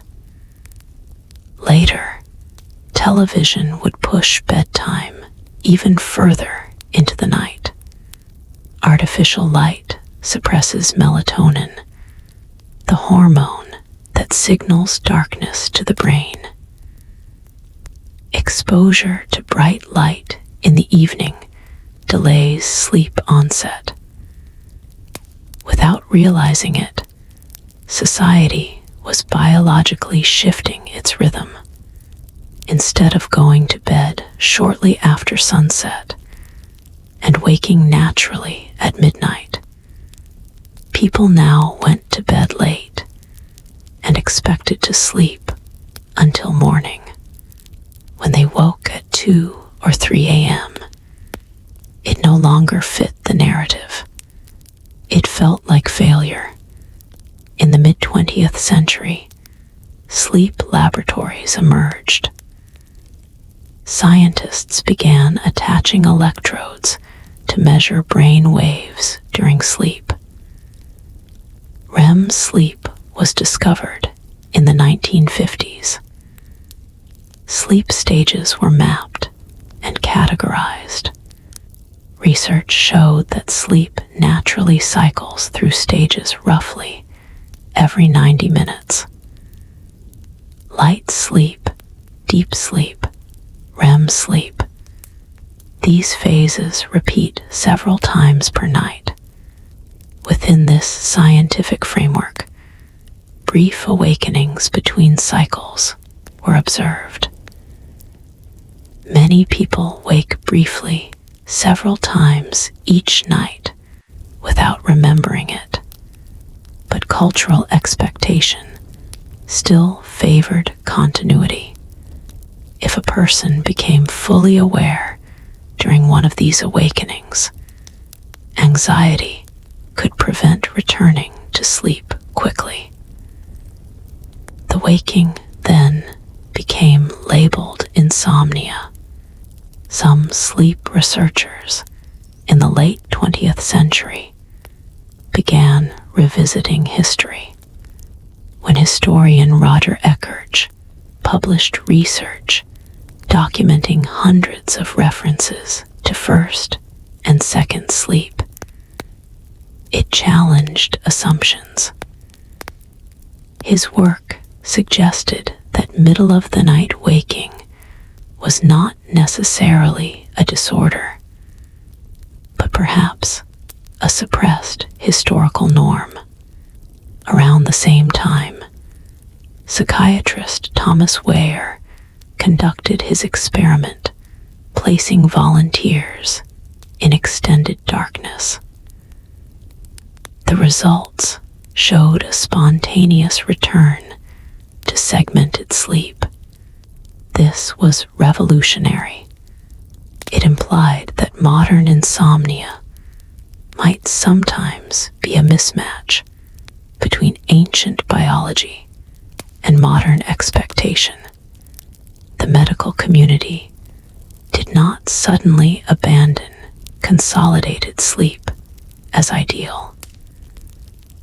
Industrial society still requires coordinated schedules, but the rigid belief that waking once during the night is inherently pathological began to soften among some researchers. Cognitive behavioral therapy for insomnia, developed in the late 20th century, teaches patients not to panic when waking at night. Instead of fighting the waking aggressively, they are encouraged to remain calm, read quietly in dim light, and return to bed when sleepy. This approach, though modern in language, echoes pre-industrial practice. Accept the waking interval rather than fear it. Pharmaceutical sleep aids, however, remain widespread. The pressure to sleep efficiently continues. Productivity culture reinforces the idea that uninterrupted sleep equals success. Medical definitions influence self-perception. If a society tells its members that waking at 3 a.m. is abnormal, they experience it as distress. If a society tells its members that such waking is expected and useful, they integrate it calmly. For centuries, people had words to describe their divided nights. First sleep, second sleep, the watch. When those words disappeared, so did the cultural reassurance attached to them. Today, many individuals lie awake in darkness, believing they are alone in their struggle. Yet, historically, waking in the night was common, even communal. Modern medicine has achieved extraordinary progress. It has identified sleep disorders that truly require treatment, such as sleep apnea or severe chronic insomnia. These conditions deserve serious attention. But not every night waking is disease. Some may be echoes of an older rhythm. The 19th and 20th centuries redefined sleep in the language of efficiency and pathology. In doing so, they unintentionally erased memory of a different pattern.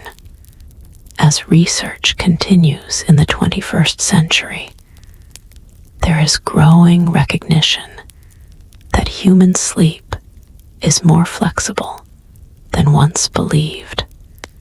Perhaps the lost art of first and second sleep was not primitive, but adaptive. First and second sleep did not exist only in the homes of villagers or the chambers of monks. It also lived in the imagination of poets, playwrights, and writers who recorded the rhythms of night before artificial light and industrial schedules erased them. Literature offers a vivid window into how people experienced the waking interval, a time that was quiet, reflective, sometimes intimate, and often mysterious. In England, for example, diaries and letters from the 17th century frequently mention first sleep and second sleep as natural markers of the night. Samuel Pepys, the famous diarist, sometimes wrote of waking after first sleep and taking note of household happenings or engaging in quiet reflection. These casual references suggest that even urban residents accepted this structure as normal. Poetry of the era also reflects the layered night. Consider metaphors of darkness and pause between sleeps, often associated with reflection, longing, or spiritual contemplation. Poets described midnight as a threshold, a liminal space where thought and feeling could flow freely. The middle of the night became a backdrop for intimacy, confession, or anticipation. In plays of the early modern period, references to night awakenings appear as natural moments for revelation or secret action. Characters might rise after first sleep to pray, eavesdrop, or plan, reflecting cultural expectation. Audiences recognized the timing implicitly. The playwright did not need to explain it. First and second sleep were shared knowledge. The tradition of dream interpretation further linked literature and waking intervals. Dreams recalled during the first sleep were often considered trivial or ordinary. Dreams during second sleep, especially if they emerged after the waking interval, were sometimes viewed as prophetic or deeply meaningful. Writers and chroniclers treated dreams not merely as imagination, but as messages, moral lessons, or foreshadowing. In addition to spiritual and reflective themes, humor occasionally arose in the depiction of the midnight interval.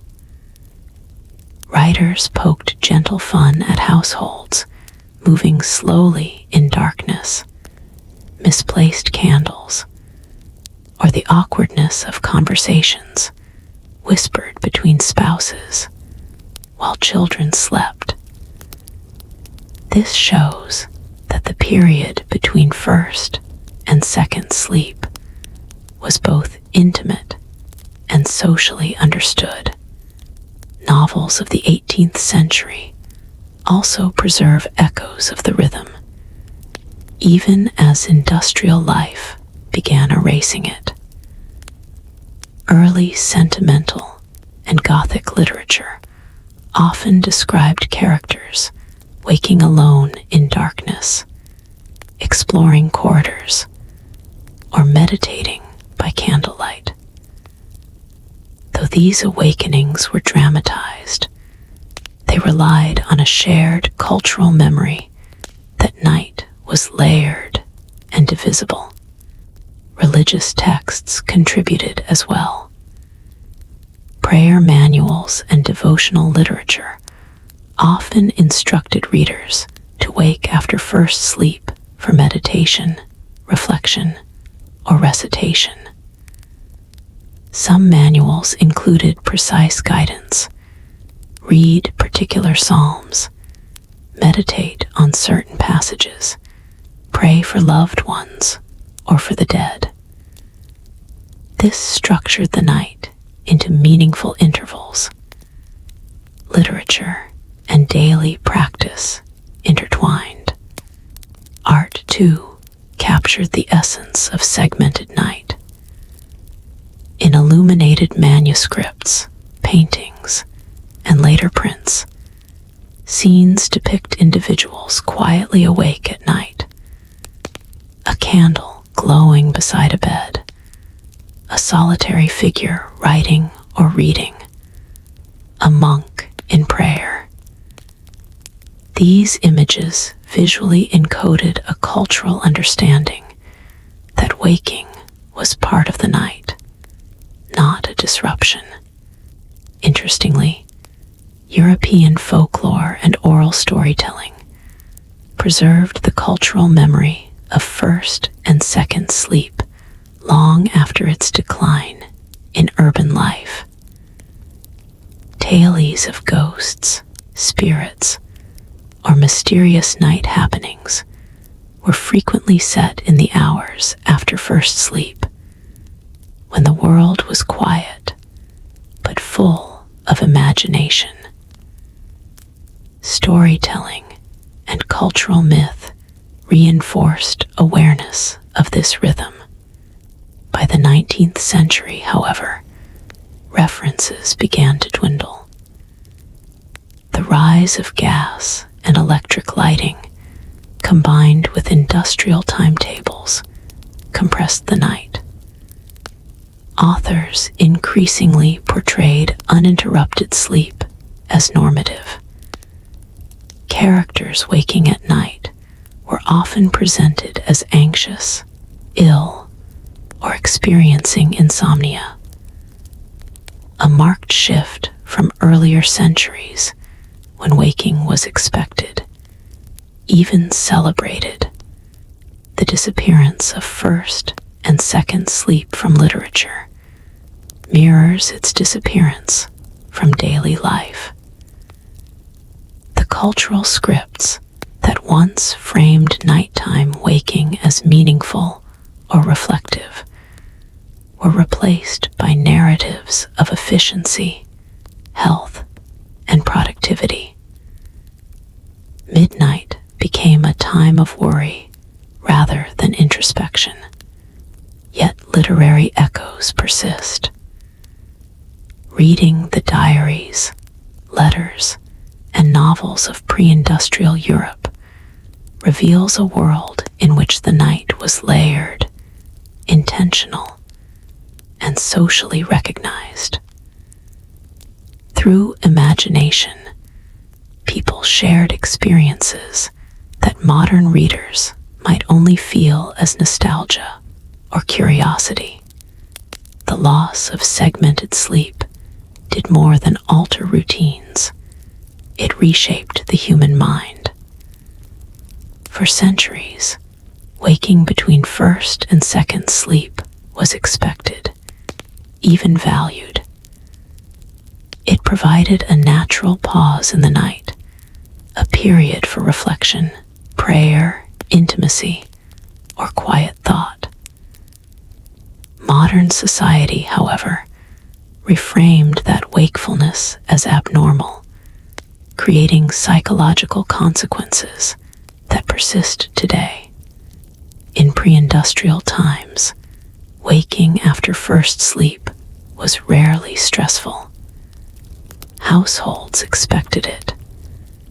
People did not check clocks or calculate lost hours. They engaged in quiet activity or reflection and returned to bed naturally. The waking interval served as a decompression period, a moment for processing the day and preparing mentally for the coming morning. Modern psychology suggests this interval may have been psychologically restorative. Brief awakenings during sleep cycles leave the mind partially alert, but calm, facilitating insight, problem solving, or emotional processing. In pre-industrial societies, this natural rhythm likely contributed to mental well-being. The night was layered, deep rest, calm reflection, and then a final restorative sleep. With the rise of industrial schedules, electric light, and medical definitions of ideal sleep, this natural pause was erased. Sleep became a rigid block. Waking at 2 or 3 a.m. was no longer expected. It was pathologized. Suddenly, what had been normal became a source of anxiety. People worried they were failing to sleep correctly. This anxiety itself disrupted rest, creating a feedback loop that reinforced insomnia. The psychological consequences are profound. Modern insomnia often involves racing thoughts, guilt over wasted time, or worry about productivity the next day. The body may be biologically capable of segmented sleep, but cultural expectation frames it as failure. Anxiety replaces reflection. Stress replaces meditation. The natural pause becomes a psychological burden. Creativity is affected as well. Historical accounts suggest that the waking interval allowed for mental wandering, problem solving, and imaginative thought. Artists, writers, and thinkers may have used the calm of the middle night to write, plan, or dream creatively. Diaries mention scholars and clergy reflecting on moral, philosophical, or logistical concerns during the quiet hours. Today, when people wake in the middle of the night, they are more likely to reach for phones, check emails, or scroll social media. The mind becomes stimulated, not reflective. The quiet of night is replaced by information and light. Opportunities for insight and calm reflection, once embedded in human culture, are lost. Sleep medicine research supports the idea that brief middle-of-the-night awakenings are not abnormal. Studies indicate that up to 50% of adults wake during the night, though many do not remember it. Evolutionary biology suggests that partial night vigilance may have been adaptive. Some individuals awake could monitor threats while others rested. Cultural pressure to achieve uninterrupted sleep turns this natural rhythm into a source of distress. The shift from expectation to pathology is subtle but pervasive. Where first and second sleep once normalized waking, modern society stigmatizes it. The mind, therefore, reacts with tension rather than calm. Emotional processing is also affected. The natural pause between sleeps may have allowed reflection on personal concerns, grief, or relationships.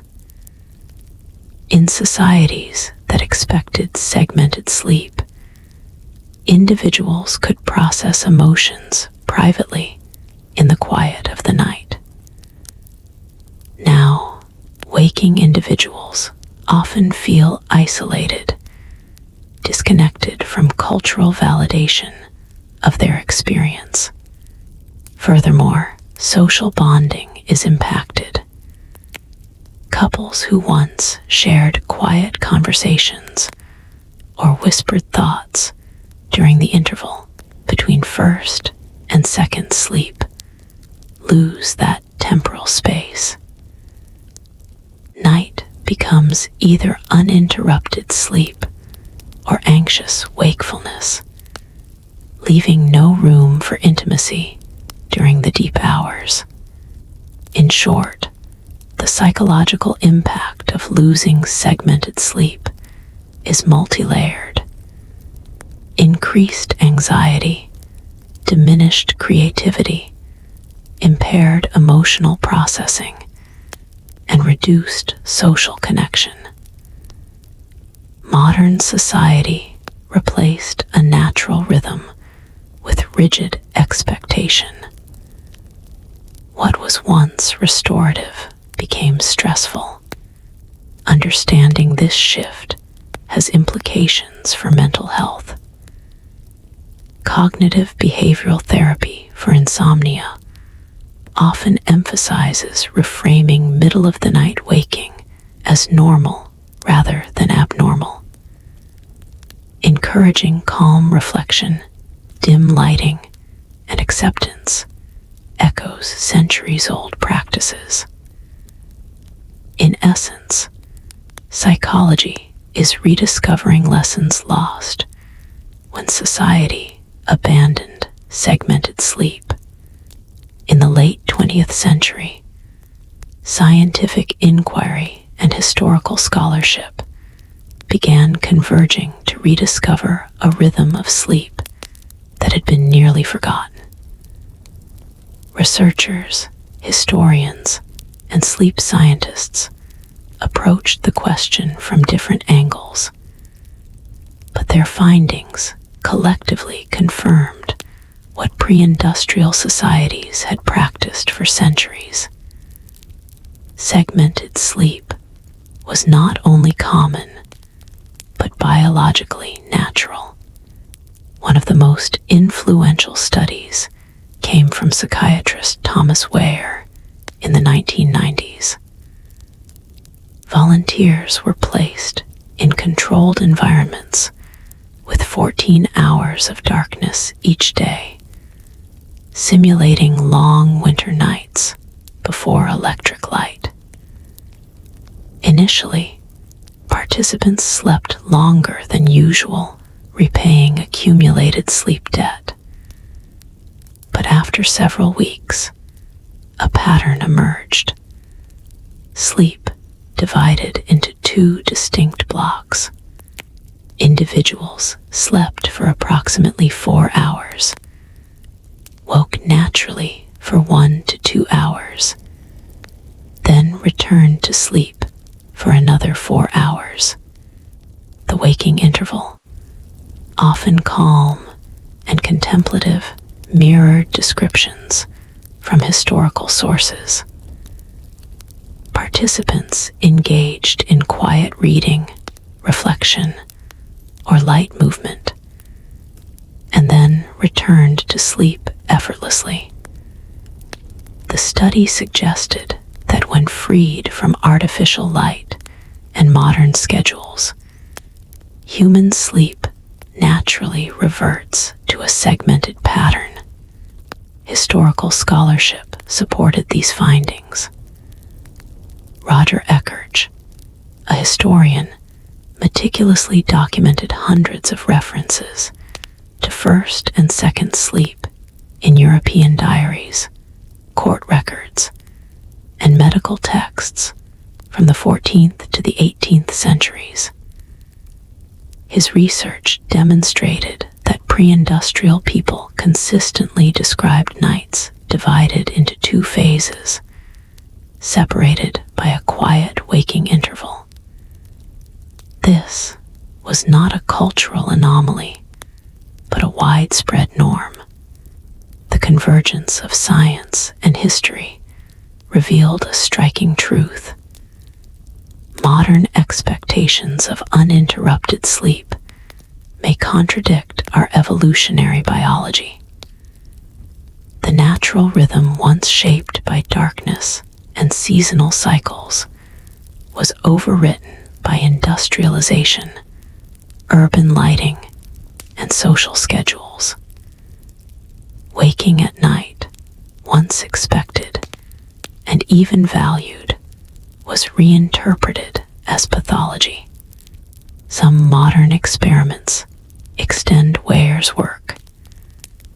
Sleep researchers have found that when participants experience extended darkness, melatonin production increases.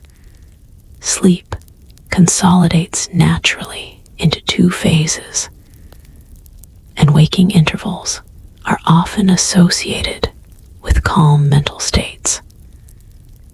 The mind, unpressured by clocks or obligations, tends toward reflection rather than anxiety, exactly as historical sources suggest.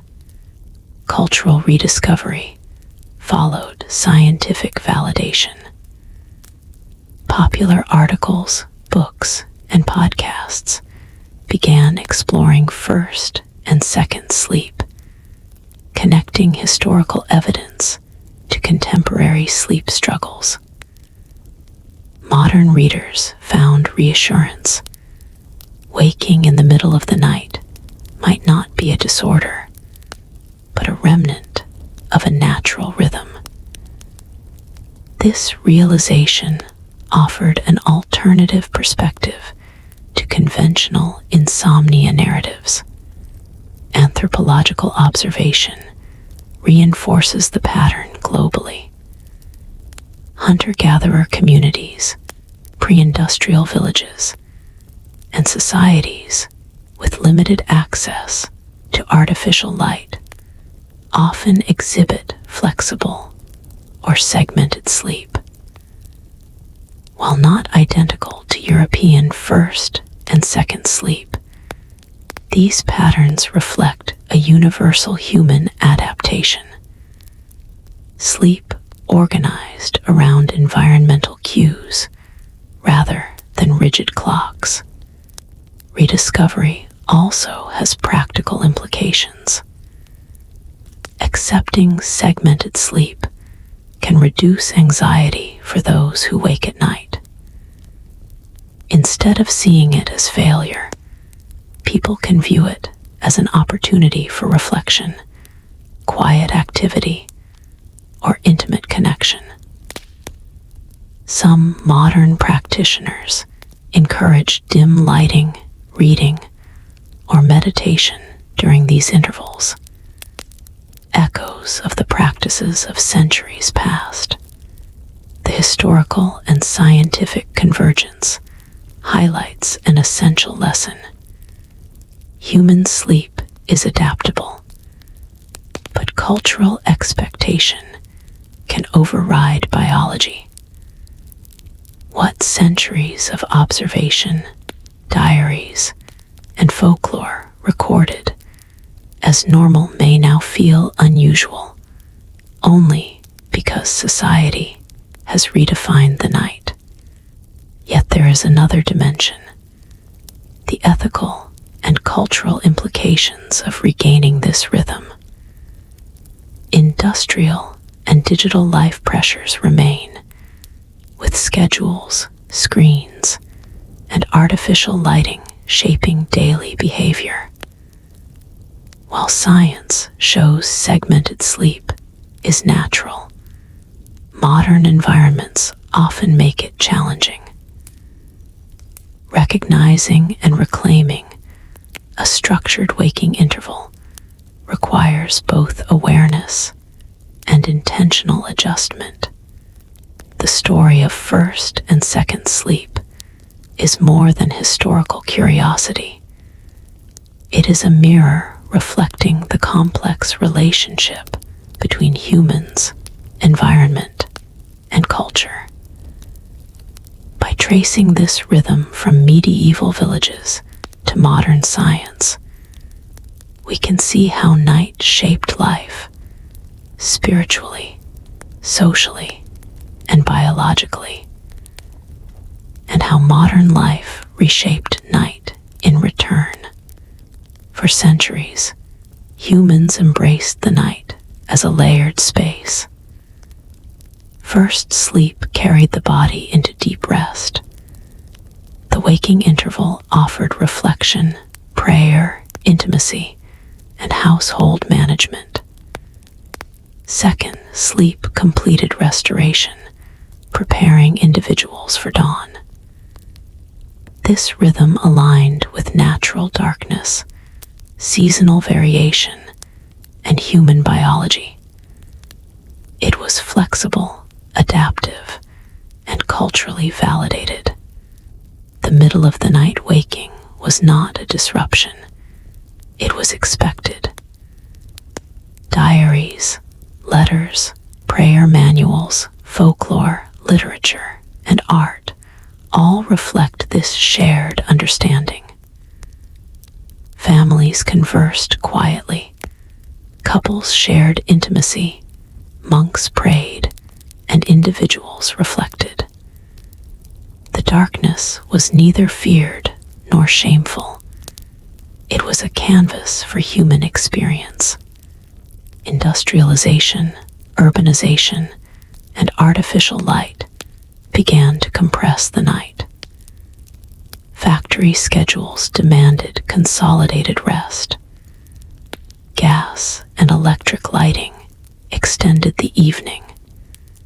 Cities grew louder and brighter, erasing the natural cues that had guided sleep for centuries. First and second sleep gradually disappeared, and waking at night was reframed as abnormal. The term insomnia gained prominence, reshaping the cultural narrative. Modern science has revealed that the body may still favor segmented sleep under natural conditions. Experiments by Thomas Weir and observations across pre-industrial and hunter-gatherer societies demonstrate that brief middle-of-the-night awakenings are biologically normal. Yet, cultural expectation often transforms natural rhythm into anxiety. Understanding this history has practical significance. By reframing waking during the night as normal, individuals can reduce stress, improve mental health, and reclaim a sense of harmony with natural cycles. Quiet reflection, meditation, or even gentle reading during the waking interval can restore some of the psychological and social benefits lost over centuries. The story of first and second sleep reminds us that human habits are not fixed. They respond to environment, culture, and technology. What one era considers normal may be disrupted in another. The disappearance of segmented sleep was not inevitable. It was the consequence of changing society, lighting, and work patterns. Today, as as we navigate screens, schedules, and artificial light, the lessons of history remain relevant. Night can be more than a passive period of rest. It can be a layered space, a time for deep sleep, calm reflection, and restorative return. Recognizing and honoring these rhythms reconnects us to centuries of human experience, a lost art quietly waiting to be rediscovered.